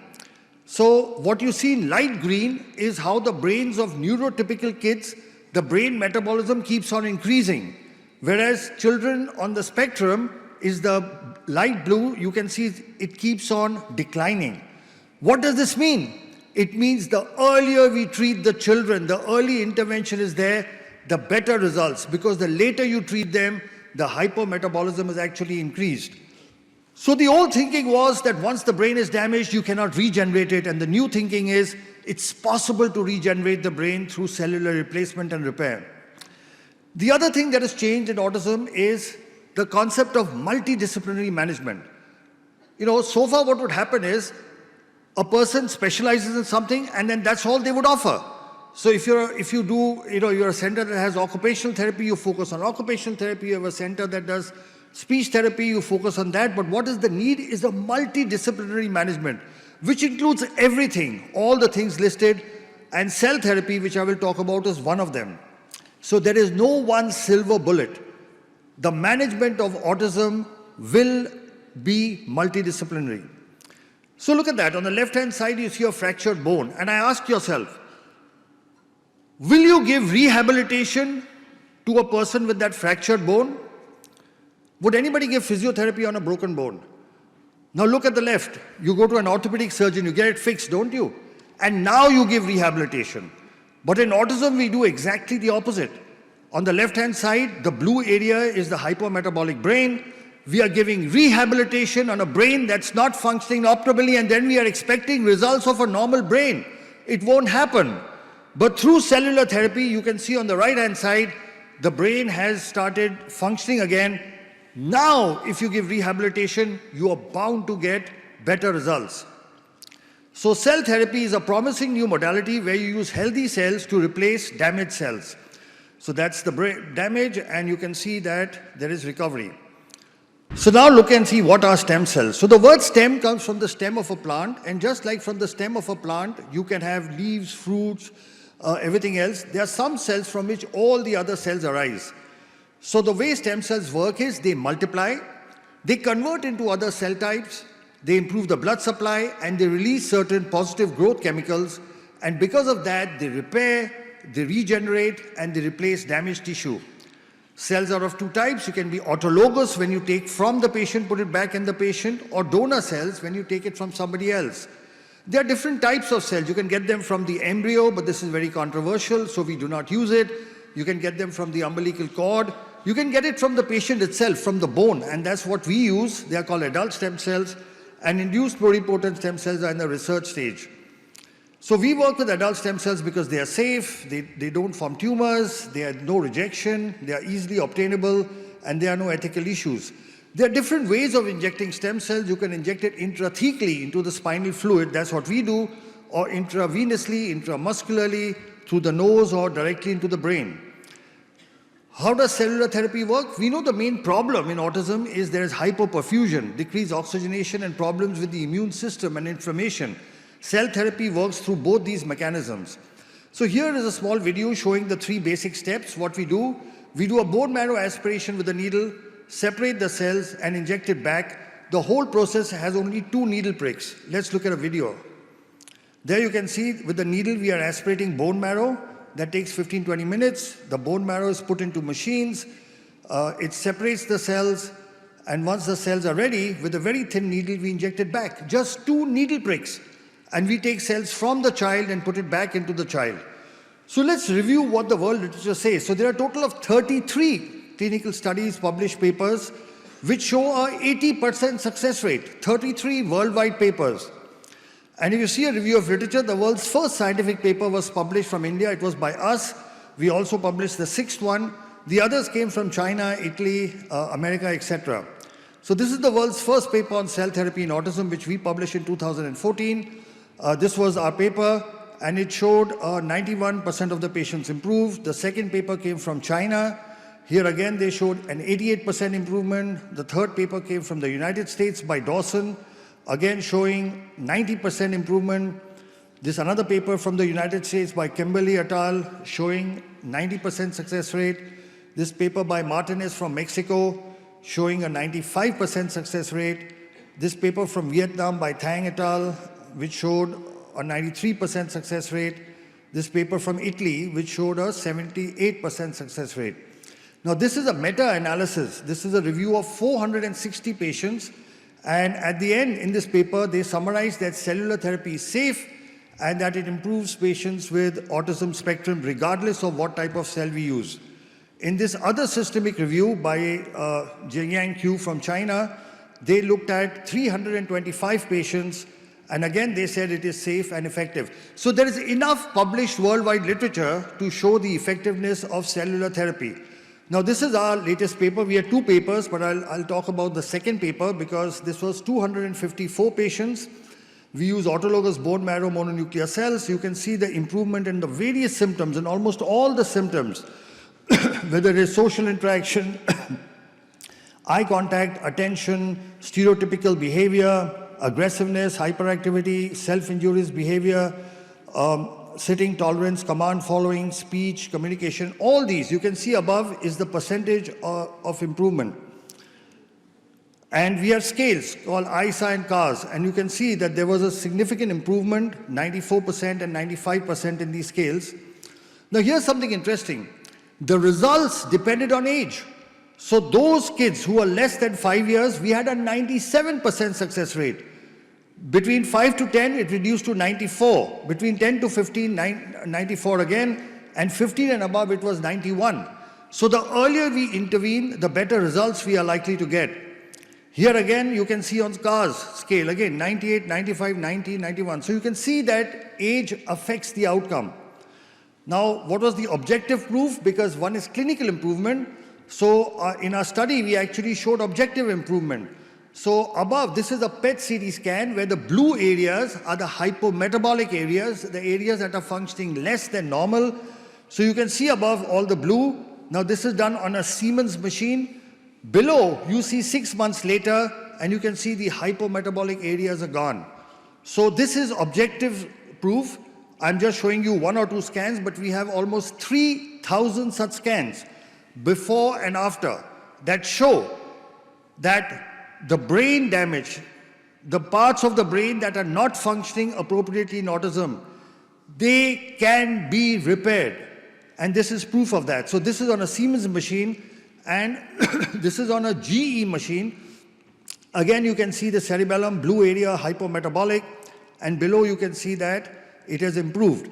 So on 2 different sets of machines, Siemens machine and General Electric machines, both show before and after improvement. We have a total of 6 scientific publications in the results of cell therapy in autism. And now international books, medical books are introducing chapters. So in this book on recent advances in autism, there is a chapter, Stem Cell Therapy in Autism Spectrum Disorders, and they've asked us to write the chapter. So we've written the chapter for this book. Now this is data, what I showed you earlier was published. This data of 1,000 patients has been sent for publication. But just to give you an outcome, this is 1,010 patients. And again, you can see more or less similar symptomatic improvements. Again, the ISA and CAR scales, good improvement. Individual domains of ISA. And age-wise, again, you can see the same thing. Below 5 years, 89% improvement. Above 15 years, it dropped to 80%. And this is the analysis. You can see above the blue areas, the damaged areas. And below, after cell therapy, you can see that the brain has got activated. You can again see above and below. So complications. So we've had no major complications. There has been no neurological deterioration, no infection. However, one major concern is that 3% of our patients developed increased incidence of epilepsy when they already had epilepsy in the past. 10% of the patients get a spinal headache which lasts for 1 or 2 days immediately after the procedure, and there was some nausea, vomiting, local pain, etc. Now we've published this as a separate paper. People normally like to hide their adverse events. We've published a paper saying that seizures may happen as an adverse event because there is no treatment which does not have adverse events. But if you know it, you can actually manage it. So we've published this as well. Now I'll just show you a couple of videos. Just if you have little time, so yeah, we have some time. So I'll show you a couple of videos. There are 3 sets of patients from 3 continents. This is a child from America. Father was a cardiologist, mother is a nurse, and he's improved so much. Today, this kid is not only completely off the spectrum, this video is a little old, but he's topping in school and he's doing wonderfully well.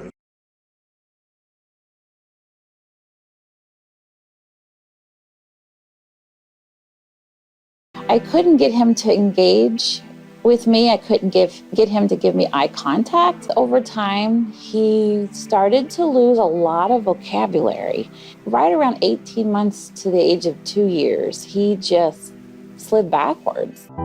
He would flap like that, and he would walk on his tiptoes, look at the wall and be talking to the wall. He had problems with eye contact. He'd never look you straight in the eye. He had problems with his speech. Some research and found out about neurogen. And the big question that I had in my own mind was, what is there to lose? And I could not come up with a good answer, and I said, we have to do it.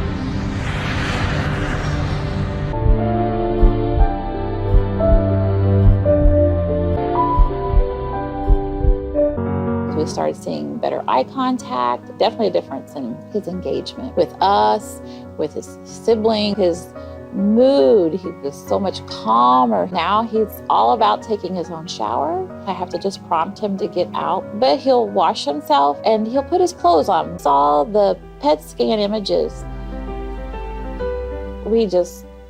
I can't tell you the word, we were just so excited and thrilled. The areas that were hypoactive or non-active were warm. There was activity there. Ganesh has gone from the 3rd grade, 4th month reading level to a 7th grade, 1st month reading level in 5 months.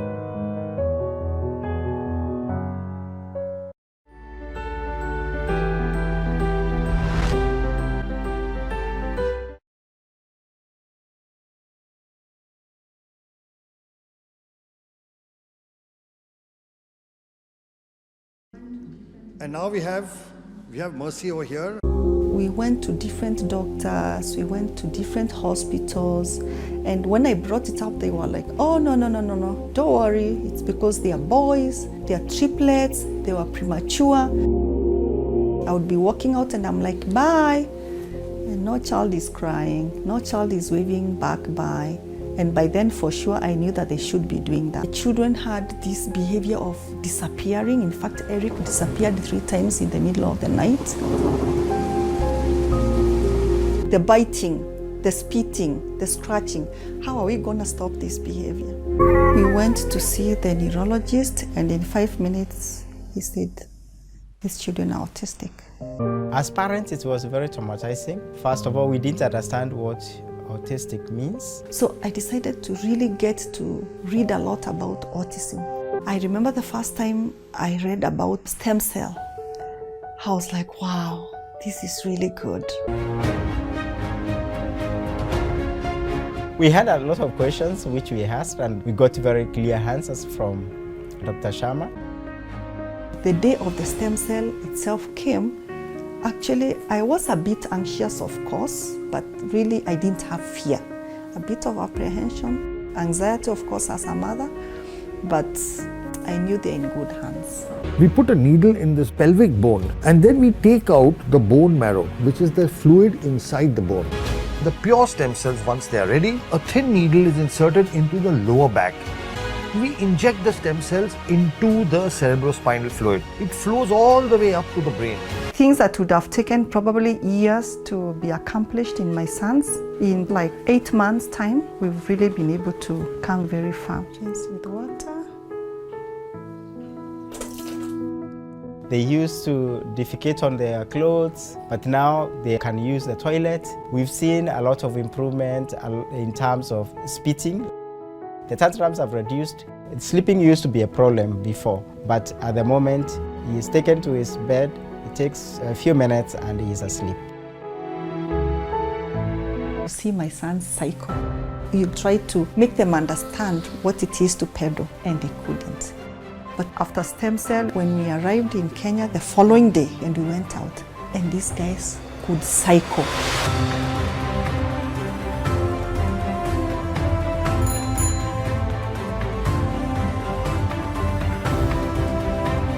I'm going to send you to buy tomato paste, okay? I'm going to send you to buy what? Tomato paste. In the shop. Where is the shop? It's here. Okay. So I'm going to give you... Money. For what? To buy tomato lollipop. I'm going to wear my shoes. That's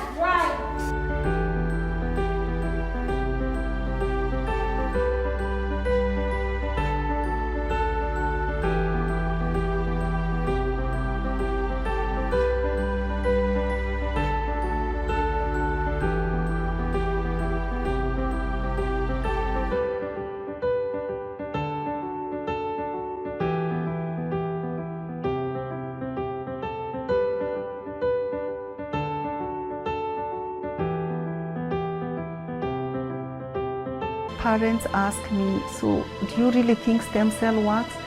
And I'm like,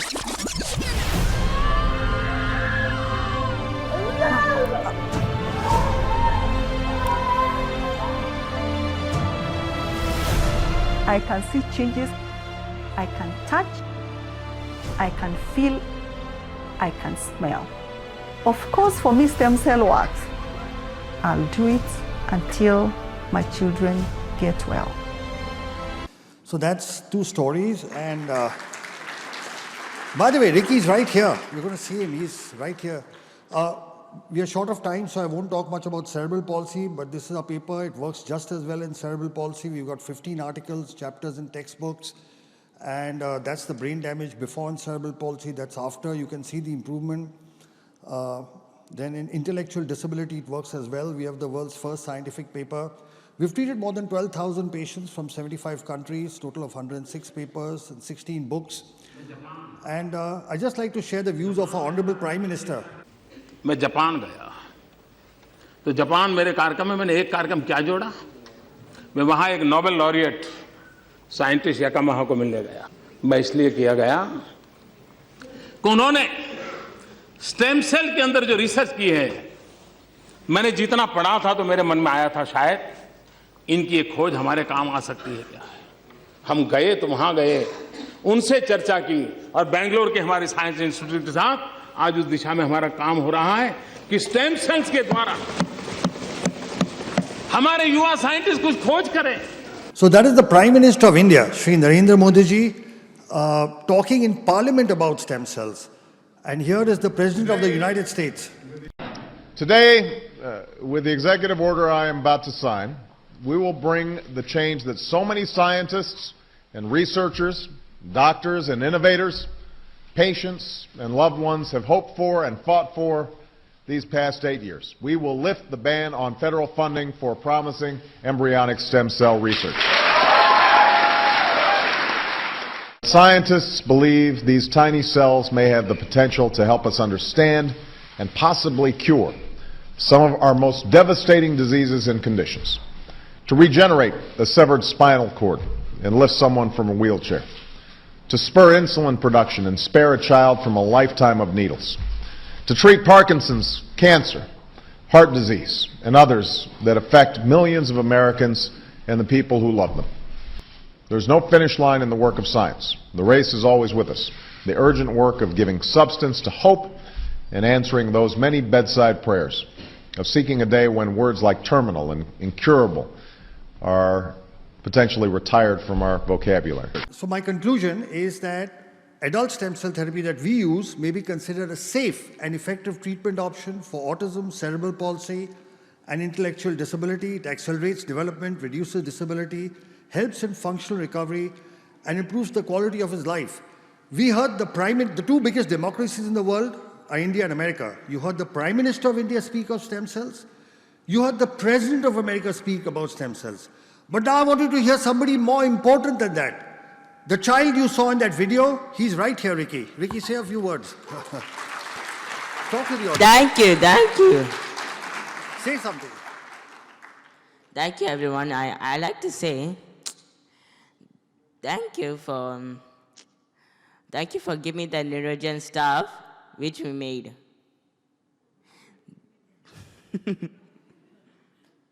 This child could not speak. This child could not go to school. Today he's standing in front of you and giving a speech. Let's give him a big hand. Thank you. Thank you, Ricky. Come. Thank you, everybody. Thank you, everybody.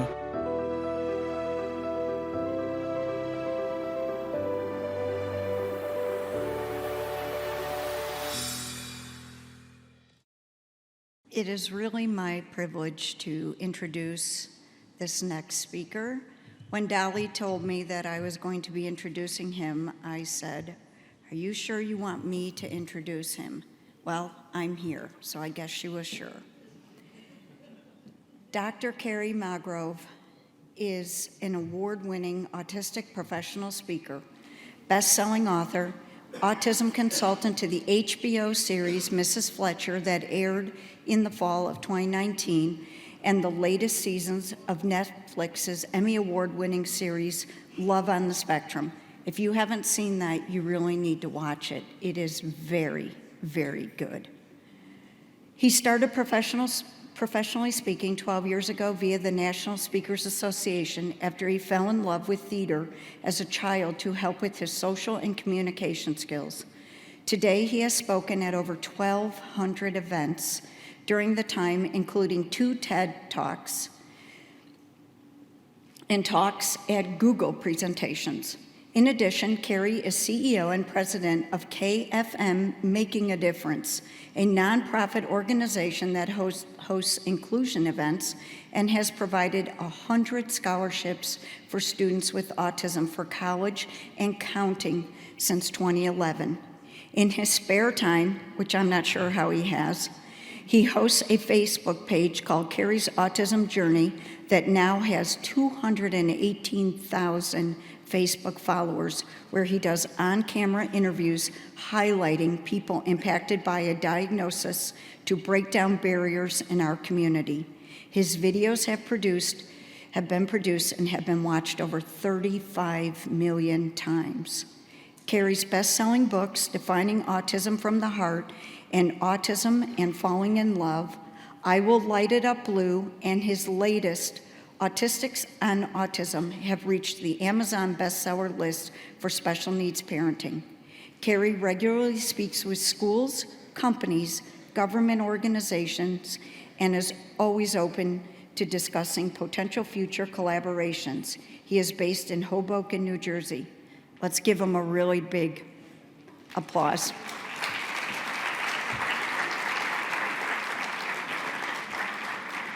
He's got a video that's supposed to be starting.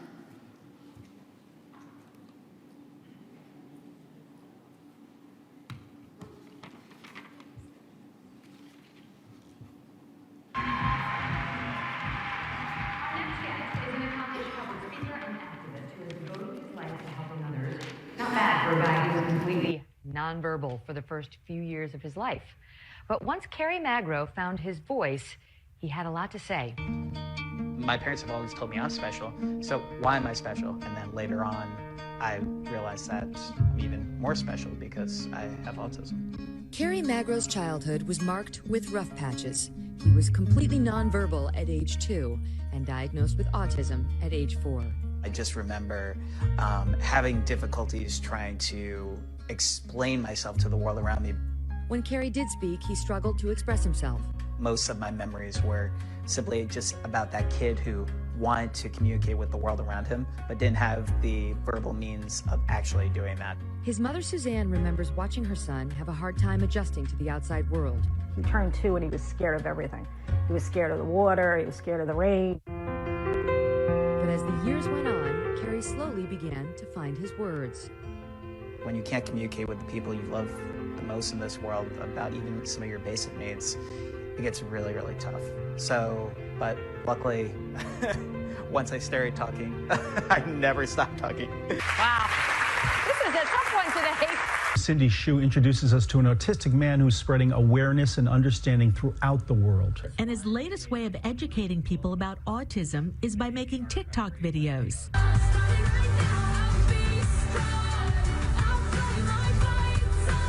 I received over 4.1 million views on TikTok, and I just had so many parents, educators, family members who just wanted to learn more about autism, and they were like, keep going, keep doing what you're doing because it's making a difference. In college, he started a nonprofit called KFM Making a Difference, which awards autistic students with college scholarships. He later earned his doctorate in education. He's now a professional speaker on autism and inclusion. We've gotten inquiries from people from Africa, Canada, the UK, and it's just shown me that we're not alone in this community. There are people impacted by autism across the globe. He's written 4 books. His latest one is called Autistics on Autism.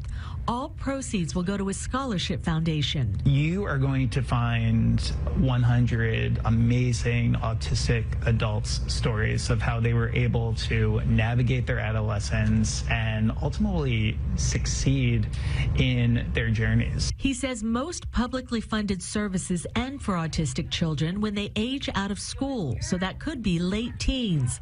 He's fighting to get resources for autistic adults through legislation and has this message for parents. Never give up on your child. Never give up on getting them the best quality supports so they could live their best quality of lives, because again, it's a spectrum. And it's really about providing those resources across the lifespan, because autistic children will grow up to be autistic adults, and we need to be ready for them. And he'll keep promoting awareness any way he can. What are you doing today? Awesome.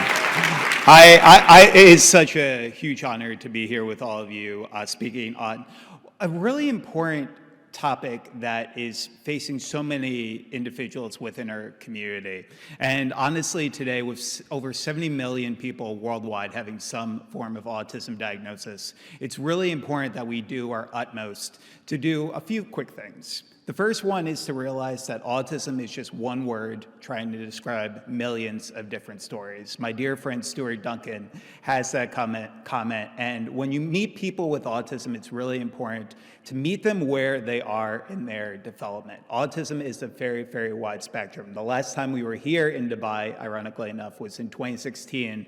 And one of the speakers at that conference with me, his name is Dr. Stephen Shore, an internationally known public speaker who himself is autistic, says if you met one autistic person, you've met just that one autistic person. So let's keep the conversation going on meeting each individual where they are in their own development. So some housekeeping notes today. I'm an avid note taker during all these presentations. So typically I'm the guy sitting in the front row taking a photo of every single slide so I don't miss anything. So we're going to be providing you the PowerPoint slide notes from today's presentation. There will be a QR code at the end of today's presentation. You can scan that with your phone. And my dad still loves a Razr cell phone, so there will also be a link if you don't have a smartphone as well, so you don't miss any of the notes. So during my journey, I grew up with 2 laser-focused key interests. I grew up wanting to be the 6th member of the Backstreet Boys, and I also wanted to grow up to be the next Larry Bird. And with my autism diagnosis, I've always had extreme laser-focused key interests, and those were 2 of the big ones.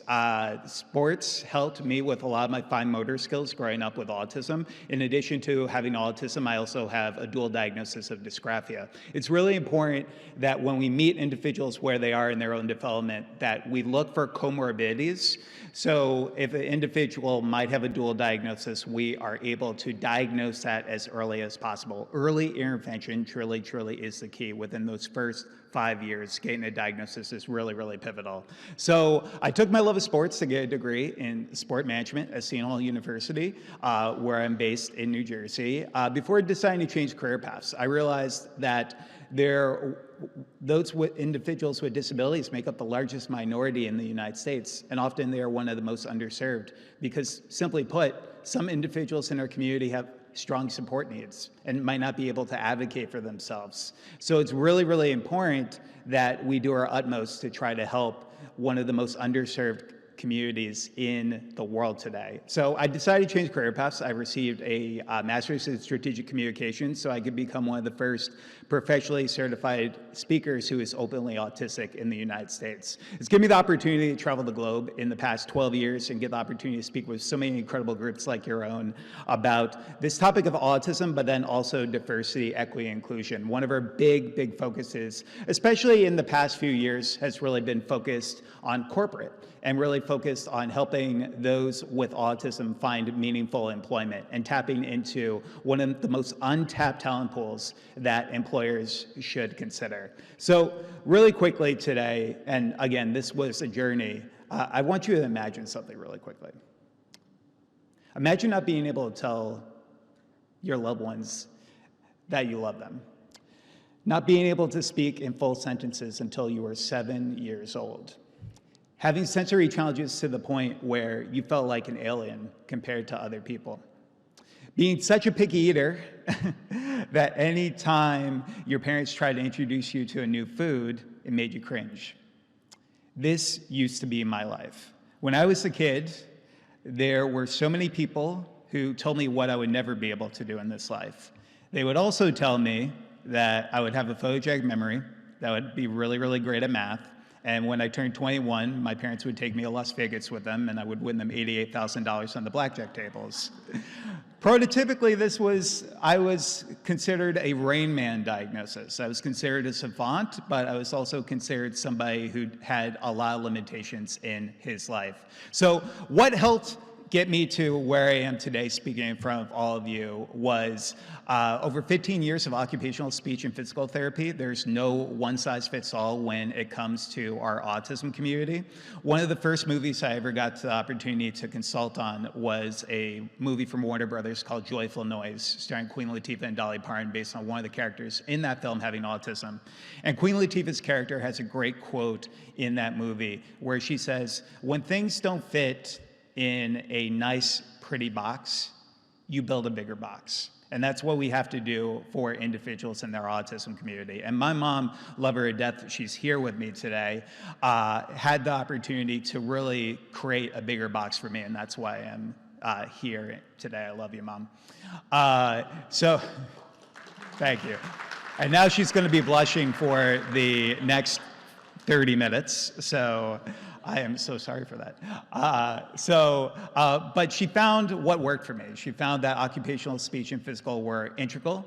Using my key interest of being the sixth member of the Backstreet Boys to find music and theater therapy as an integral way of helping me with my sensory processing challenges. Also including reward systems and token systems as a way of helping me build on my self-motivation, especially when I was initially diagnosed with autism when I was 4 years old. And then also positive reinforcement practices. Telling our kids what they are good at the beginning of each day can really help provide a positive mindset for them in their academics every single day, but also their lives as well. And then also self-advocacy. It's so important in our society that we teach our kids about their diagnoses at earlier ages, because I grew up knowing I was special, but not knowing what that meant.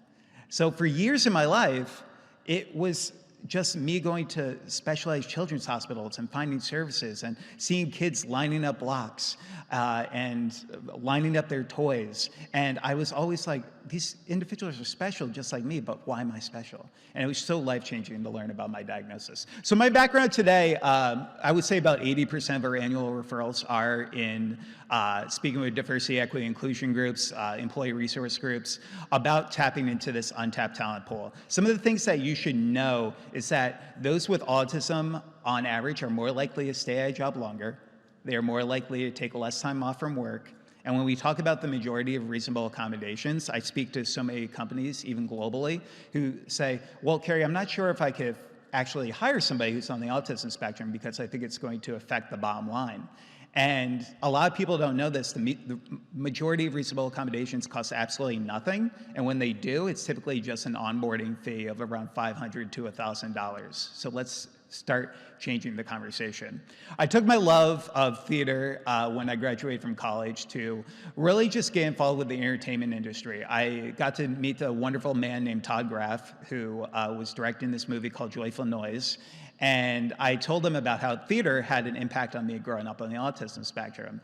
And he was like, Kerry, would you like to be a consultant on this film? I didn't actually know this was a job that people could get paid for.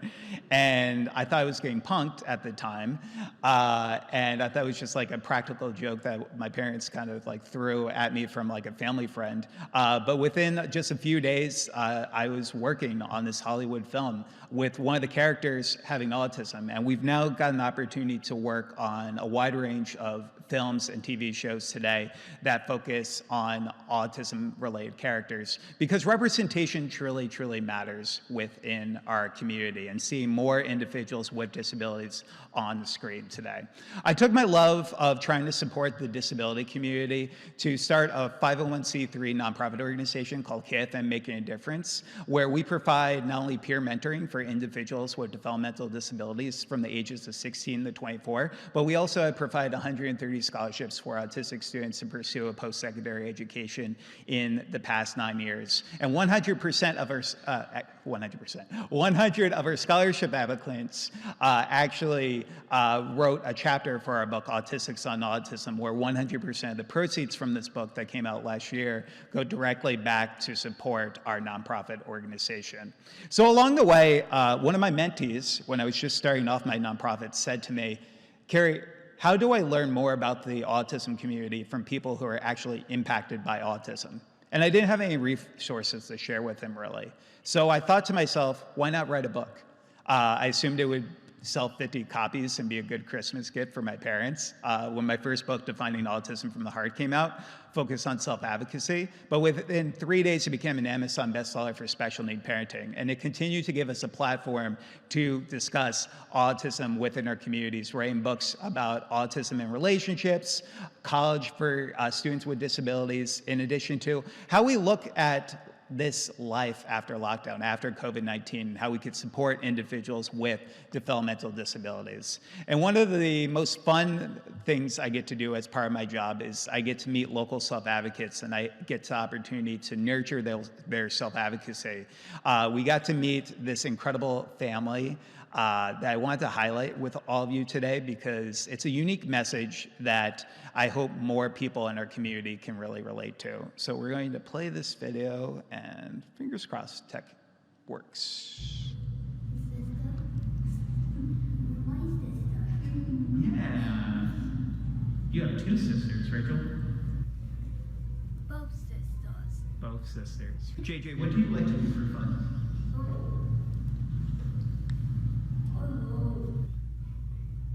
Chicken on overs. Super shows. His personality is amazing. He's so funny. He doesn't even know it. Like, he doesn't know how funny he is, which makes it better. I love how JJ makes these movies, and he uses the stuffed animals, and he shows us to all of us, and I think it's really cool. What is one of your favorite things about your sister? Like JJ writes out with Katie. yeah, okay, yeah. What do you like about me? Yeah, me. Yeah. What do you like? Television. Okay. How people treat autistic kids different because they're exactly like us. They have feelings too, and they act like autistic kids don't have feelings. How does it make you feel? It makes me really upset.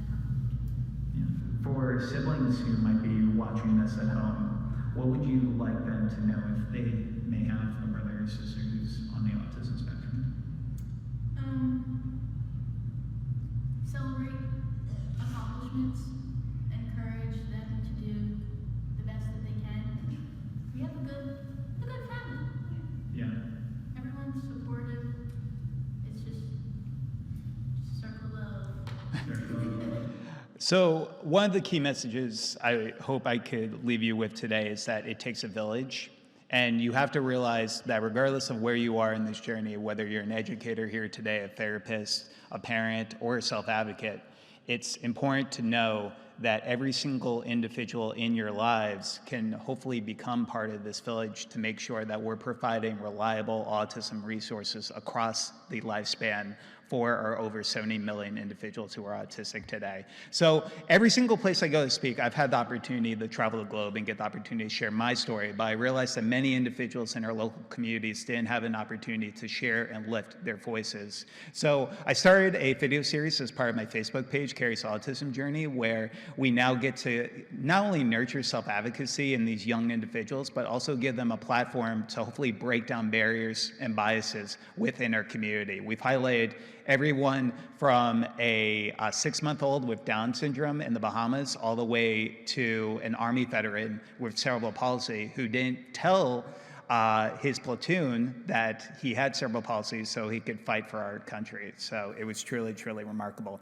The other big note I hope I can leave you with today is that girls with disabilities often fall through the cracks in our society. We see this so much with so many girls being able to bear masks, different characteristics such as stimming, such as known as self-stimulatory behavior. There are some individuals who fall through the cracks because of that. We're going to skip this video and maybe come back for it if we have a little bit of time.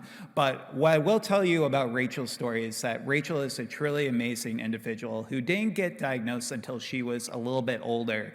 And it was because of, again, so much stigma in our communities is focused on boys with disabilities. Now, we're not only talking about autism, but we're talking about ADD, ADHD, and the neurodiverse lens that we talk about in our communities. In addition to that, when we talk about this topic of autism, we need more not only government organizations, but we also need more travel destinations to go about certification. I've had the wonderful opportunity to collaborate with a group called IBCCES, who do certified autism centers around the country. We just spent yesterday at Aquaventure at Atlantis, and they are a certified autism center. We got to see sensory guides that they had for different rides, which told you how much sensory processing each ride specifically had. And it was just so amazing to see the structure there, especially to bring families of autistic children to our parks. It was truly an amazing thing to see. In addition to that, when we talk about this, it's also just great to reduce stigmas. One of the great things about certified autism centers is that they train up to 80% of their employees on autism and sensory awareness in the hopes of helping these individuals understand a little bit more about how to approach our community. So how I got involved in making the world more inclusive, my interest in certification started with wanting to host more sensory-friendly meetings in my home state of New Jersey. For the past 10 years, I've played an autism and sensory-friendly Santa Claus, where we had the opportunity to meet children with disabilities at their level to really, truly support them, especially from a sensory processing perspective. So I decided to join a board called IBCCS based in Jacksonville, Florida in 2019 to support this community. So during my work in public speaking, one of the most interesting experiences I had was when I was speaking at a Fortune 500 company, and we were speaking about diversity, equity, inclusion, and one of the individuals in there asked me if every single person who has autism grows up to be the good doctor. If anyone has seen The Good Doctor is a show on ABC focused on Dr. Sean Murphy, a savant who is on the autism spectrum. And that is why we need to make sure people realize that autism is not only in children, but there are going to be individuals in our workplaces that you meet in the future who are also going to have these diagnoses. And not every single person you meet will end up fitting in this lens of the Rain Man, good doctor stereotype. So that's the other big thing. We have to realize that autism has no look. Typically, the two most common things people say to me when they come up to me for the first time is they say, Kerry, you have autism, but you don't look like you have autism. And then also, Kerry, you have autism, but you look so normal.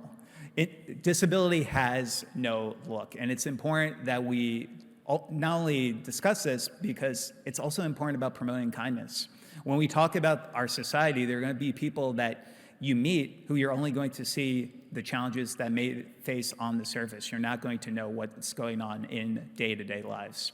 So one of my biggest challenges, though, was sensory related. I grew up having a hypersensitivity when it came to loud noises. I would wear earbuds in my ears. I would wear sunglasses in many of my classrooms due to fluorescent lights.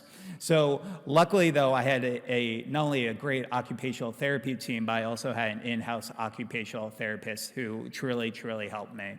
And this is a global movement that we're seeing. There are more groups that want to go about certifications because they realize that it's not only the right thing to do, but it also demonstrates high ROI, because at the end of the day, more individuals are likely to buy products from groups that patronize with the disability community and support those with disabilities. We were so excited to see that Mesa, Arizona became one of the first autism certified cities in the globe. And they've done a remarkable work, not only to provide certified autism centers for first responder groups, but also their businesses and travel destinations as well. And in addition to that, Dubai recently announced it plans to become the first certified autism destination in the Eastern Hemisphere. Give your guys yourselves a round of applause. That's really, truly, truly remarkable.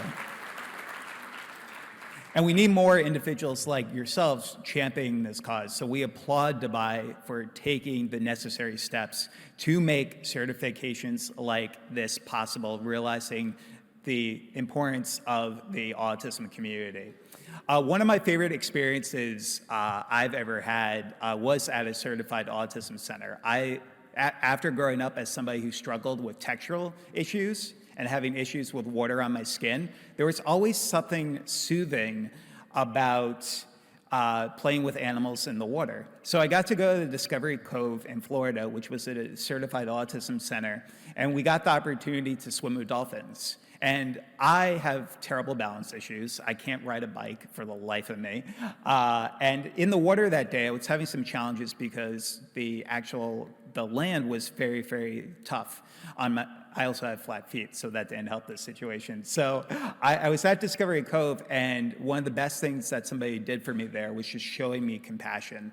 They not only showed me compassion in being able to just hold my hand while I was going in the water to swim with the dolphins, but they asked questions when they were unsure about something. I think some of the easiest things that can help our autism community are some of the things that just make the most common sense in the world. Continue to ask questions when you're uncertain about something, and then also pursuing competence. They pursued competence for me every single minute that I was there at that park. And that's truly why I love the idea of certifications in our local community.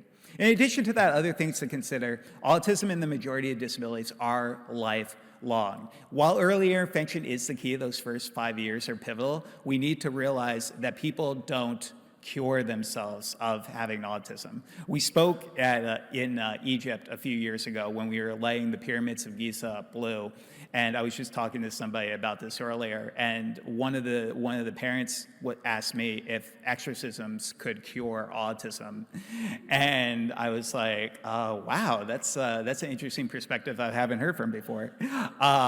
It just goes to show that the education truly needs to be there in more of our local communities, because if you don't have that personal connection, and just by a show of hands really quickly today, how many of you know of somebody who's on the autism spectrum? And if you feel comfortable, how many of you have a sibling or a family member who's on the autism spectrum? Okay. And if you feel comfortable enough, how many self-advocates are here today? Yeah, we have quite a few.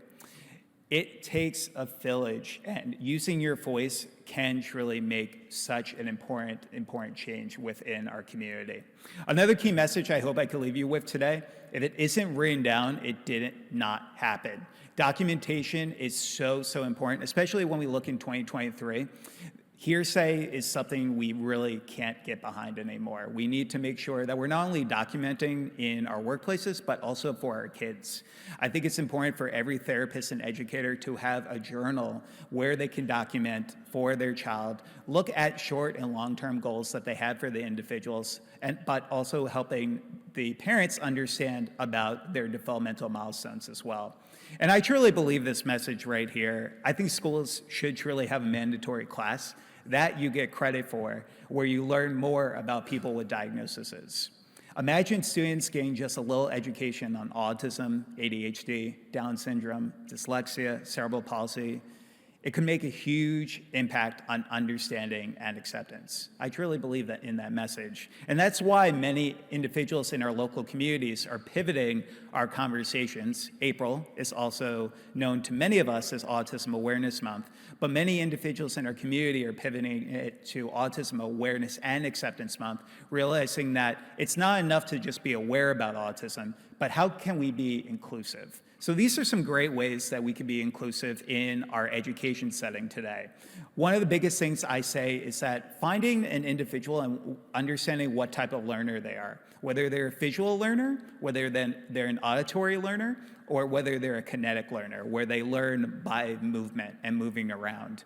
Being able to, again, meet every single individual where they are. Being concise, giving choices, also considering visual timers as a way of helping individuals with transitions. Educate on stimming and flapping. For example, I've been stimming this entire time. Every single time I've moved my hand like this is a stim. And for everyone here in this room, every single one of you stim. Whenever you've rocked back and forth in a chair during a long meeting, that's a stim. Stimming and flapping can look vastly different. Some are going to be arm movements, twirling around in circles, while some of it is just like me, just rubbing my hands and doing this every now and then. And for so many individuals, if you see that happening, don't stop the stim, especially if it's not injurious to them or people in their local community. Also, in addition to that, in our school systems, we really need to focus on the parent-teacher collaboration. But in addition to that, we also need to realize that mental health is a true priority. We need to defeat stigmas that see autism as a mental health disorder, but we do need to realize that some people with autism have mental health-related challenges and comorbidities. So connecting on people on a personal level, but also researching social emotional learning as well can be really beneficial. Also, in addition to that, consider lesson plans in your schools focused on giving individuals positive peer role models to look up to. We get the opportunity to speak in a wide range of K through 12 schools, where we get the opportunity to discuss, for example, individuals like Michael Jordan has ADD, Magic Johnson has attention deficit disorder, and my favorite on this list, Dan Aykroyd. Dan Aykroyd grew up with 2 laser-focused key interests. He grew up wanting to be a ghost hunter, and he grew up wanting to become a crime detective, and he took those 2 key passions to co-write a movie in the 1980s called, does anyone know what the movie is? Okay, sorry, karaoke with us later. We'll be outside during the lunch break. But it's so true. And years later, he would sit down with a reporter and he would say that it was because of his autism diagnosis was the reason that he was able to come out with that script. So when we look at some people with disabilities, realize that some people with disabilities are truly capable of amazing things. In addition to that, it's important to rule out SMA-associated and mental health conditions as humanly possible as well. And that was something my parents did for me. Learning about my diagnosis, I didn't learn about my diagnosis until I was in a social skills class where we were playing Disability Celebrity Bingo, where we were learning about all these individuals. And I raised my hand and I asked the teacher, so teacher, you said all these people, some of the most talented and successful people in the globe are special, just like me. So why am I special? And she said I had to talk to my parents about that. So I talked to my parents about it right after school that day, and that was the first time they ever told me that I had autism. And it was life-changing. For so many years of not knowing why I was special, everything came full circle for the first time. And I started understanding why I was stimming, why I was wearing sunglasses in many of my classrooms, and everything just came to perfect sense for me. So it's important when we talk about this to have earlier conversations so when our children are in school, they can understand a little bit more about the accommodations that they may receive. Also consider having a dialogue with parents that you may know about the importance of a child's diagnosis as well. So in addition to that, what helped me is we need to emphasize that the key is communication, not speech. There's going to be individuals in our community, specifically where I'm based in the United States, 40% of all autistic people are either non-speaking or nonverbal. But one of the stigmas we have is that a lot of people think that they are unintelligent and have a low IQ. And that couldn't be farther from the truth. Most people on average, especially in the United States who are nonverbal, have an average to above average IQ. So we need to realize that also the key is communication, not speech, but just because somebody's nonverbal does not necessarily mean that they're unintelligent. There's some great global tools that you can use to understand how individuals in your communities communicate, such as the communication matrix.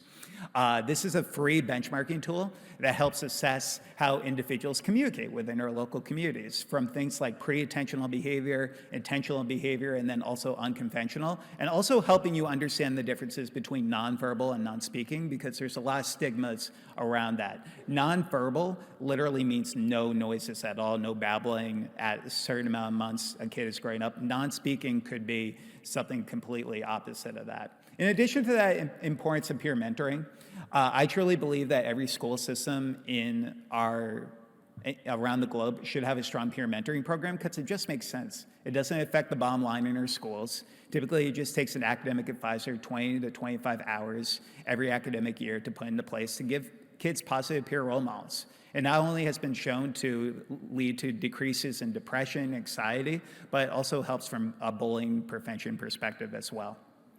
And then social connections can lead to academic success. We need to educate our schools about the importance of providing more elective opportunities, but also more unified classrooms as well, helping individuals with and without disabilities be able to interact, not only to become more inclusive overall, but to help them have those social connections, because a little awareness can truly go a long way.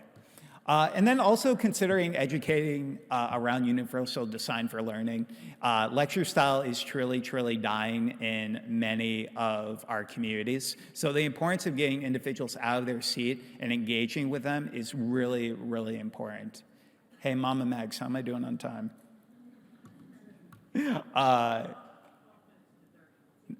Nice, nice. See, I put her to work. Guys. Encouraging parent involvement can also be, and she'll be blushing for the next 12 minutes too. It's amazing. I love you, Mom. I love you. Encouraging parent involvement is really key as well. I did my dissertation. I got my doctorate in education at New Jersey City University, so I could become an adjunct professor while I continue my full-time job public speaking. And I did a qualitative study focused on the perception of resources for parents of children with autism who are in online communities. And what we learned from these semi-structured interviews was the importance of trying to find a village, especially for those who have multiple jobs, for military families who might be traveling a lot, being able to find your village online. And seeing that a lot of parents have found success using Facebook groups and other methods of technology as a way of helping them communicate, especially around referrals towards different therapies and supports in their local areas. Also consider in your schools having alumni organizations comprising of individuals with disabilities to educate the school districts about the disability community and what helped them when they were in school. Again, something that doesn't affect the bottom line, and it just makes a lot of sense.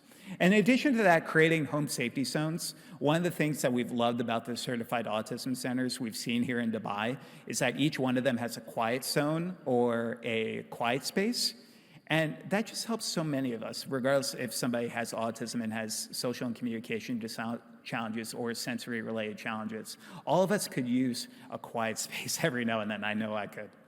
And then also considering how we look at visuals, especially for non-speaking individuals, I definitely recommend, especially in local parks that you know, considering advocating with your local governments to look at instituting communication boards as a way of helping individuals who are non-speaking communicate with those who are verbal. PECS boards, also known as Picture Exchange Communication Systems, are something that has truly been very, very helpful for many individuals within our autism community.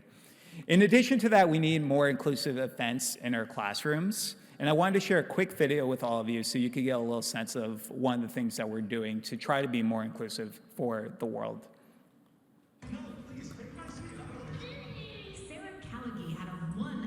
Meeting with Santa.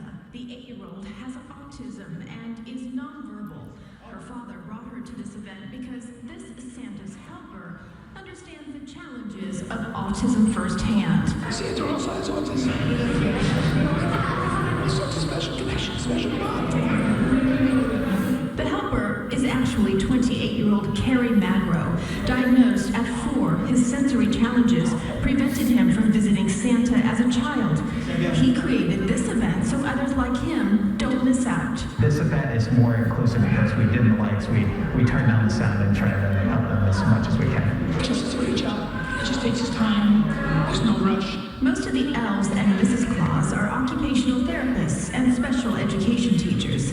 The team visited with 181 special needs families, including 4-year-old Rusty Marsh. Is this the first time you've seen Santa? Yes. Is it? Yes. And was he a nice Santa? Yes. With 1 in 68 children diagnosed with autism, Magro hopes to inspire more sensory-friendly events all year round. Autism doesn't stop in December, it doesn't stop during Christmas. I want everyone to be happy. Santa says, That's the best Christmas gift of all. This is the 3rd year of the event, and Magro's mom is one of those jolly elves. So the girl in the last slide that said, I want everybody to be happy, we're actually working on a children's book together right now that is going to be focused on autism and sensory-friendly Santa, where I believe most of the proceeds will go back to our scholarship program as well. So it's just important overall when we talk about these sensory-friendly inclusion events.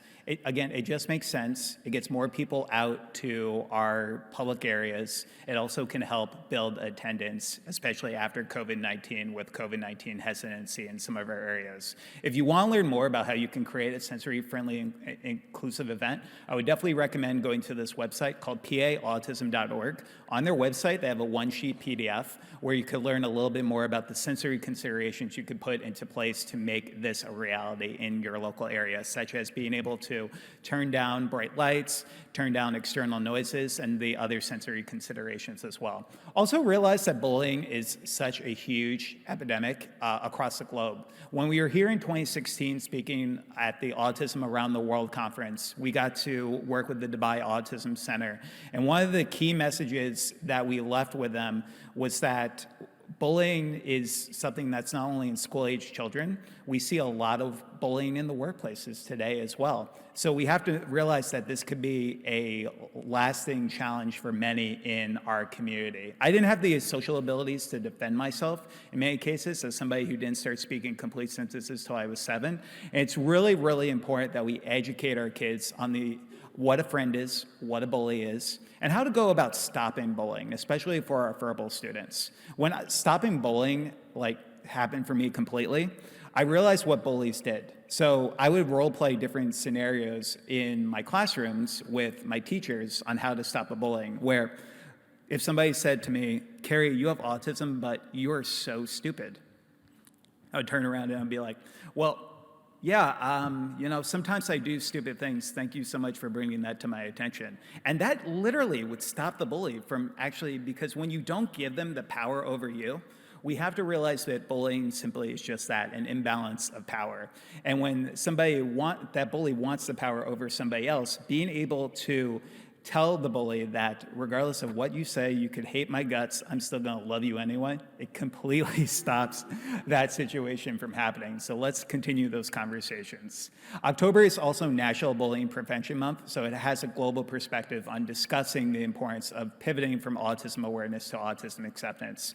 There's also going to be individuals in your community who would prefer to be called an autistic individual versus a person with autism. That's really, really important to understand. There's some individuals, especially in our autism and deaf communities, who find validation in their diagnoses. So in addition to that, when you look at things like low functioning and high functioning, it's really, really important to understand that I could speak in front of a room of 300 people like today and be considered quote unquote high functioning. But people don't see the struggles that I'm probably going to have to deal with tomorrow, recharging my batteries because of being able to speak, hearing the speakers and the loud noises going on. And during that time, I would not be considered quote unquote high functioning. So when you think about this, consider support needs, those who might have high support needs versus low support needs. And like so many of our speakers have already mentioned, just calling the individual by their name and explaining a little bit more about their strengths and associated challenges.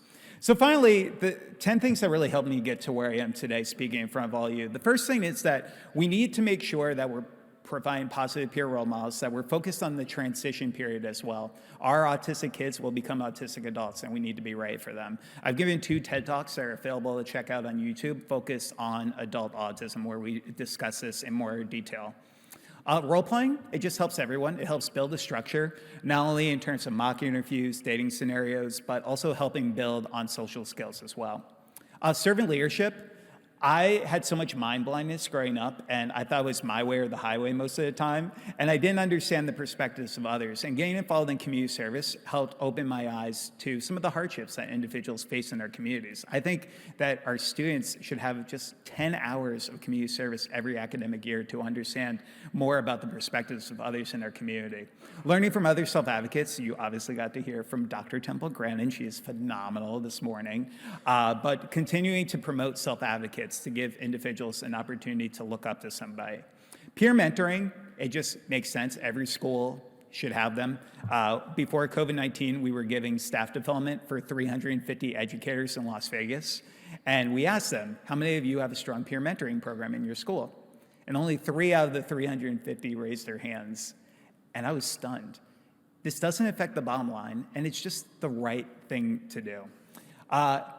Like Queen Latifah's character says, create a bigger box. So when it comes to therapy, you have to meet each individual where they are. But I've seen positive benefits of cognitive behavioral therapy as a way of helping individuals go towards positive thoughts who might have negative thoughts and challenging behaviors. Self-reflection, I think, again, documentation is key for all the educators in the room. But in addition to that, it just helps build on self-awareness for individuals, especially those who are just learning about their diagnosis. Physical activity, as we learn more about the brain, we're also realizing that just 30 minutes of walking a day has benefits on short-term and long-term retention, while also helping with positive endorphins. Also, finding support networks. ICAN is a tremendous, tremendous resource. I hope all of you go to their website after this presentation today and really gain the resources, get their ebook, because they're truly making a difference. And then also writing a blog, because your voice has true power within our community, and it's upon all of us. If I could leave you with any final message, is I hope you can be brave. I grew up being the kid who never wanted to tell anybody about my autism diagnosis because I was worried how everybody would feel when they heard that I had autism for the first time. And now today I go into the companies and they say to me, Kerry, I want to do professional development on autism, and I want to have you speak in my conferences, but I'm not brave enough to kind of talk about autism because it's such a sensitive topic. And with the numbers continuing to increase, not only where I'm from in the US, where it's 1 in 36, but globally, I want every single one of you in this room to be brave, because it's about our community and it's about supporting these individuals across the lifespan. So I like to say that autism can't define me, and I define autism. And I can only hope that regardless of any single journey that any of you have in this life, that you can go out there and you can define your lives and your journeys in the way that you best see it every single day. And if you need any help getting started in these conversations, please stay in touch. Thank you all so much for having me here today.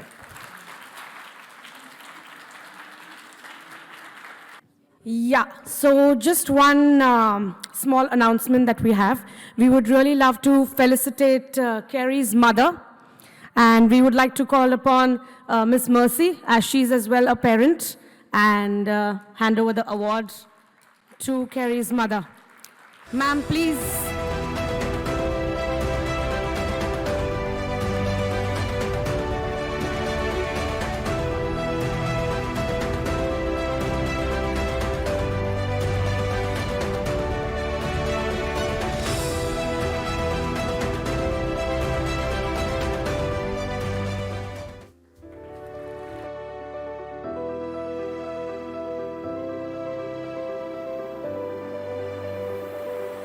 Now, it's a true honor to call Dr. Nadia Al-Saig on stage. She's our chief guest. Please, all of you all, a big round of applause for ma'am. She's the founder and director general of Senses Residential and Daycare for Special Needs. We would really like to felicitate ma'am, as Senses has been the strategic partner for ICAN.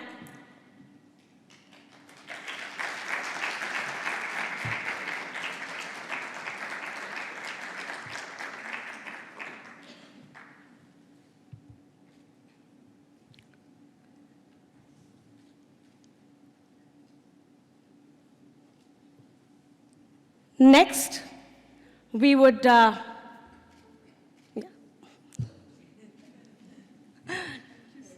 social media. Yeah.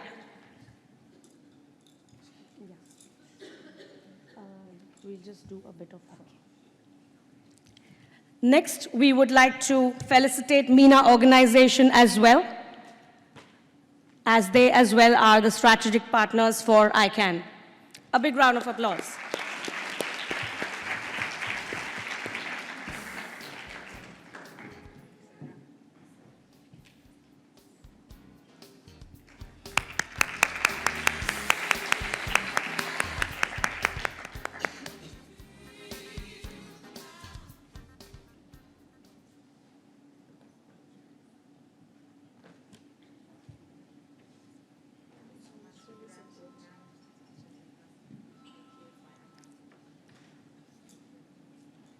Thank you so much.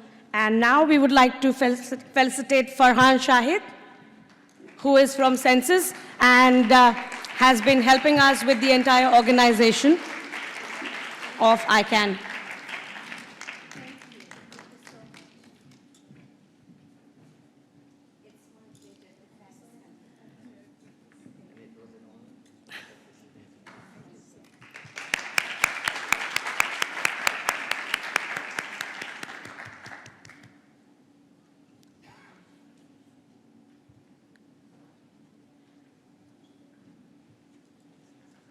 So thanks to one and all for helping us putting this show up. Okay, now I would like to invite Dr. Nadia to say a few words. Yes,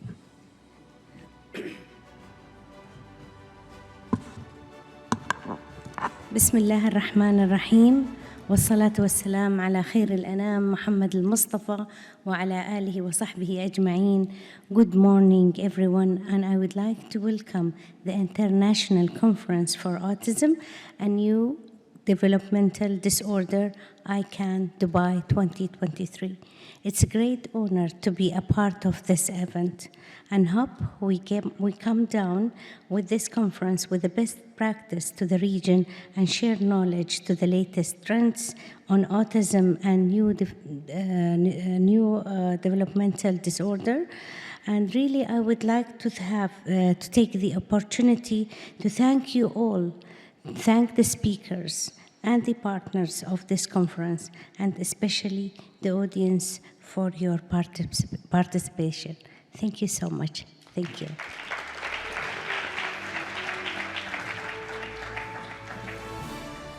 So now we will be inaugurating our book, Treatments for Autism.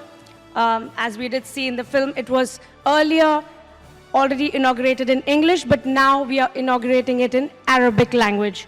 So ma'am would do the honors.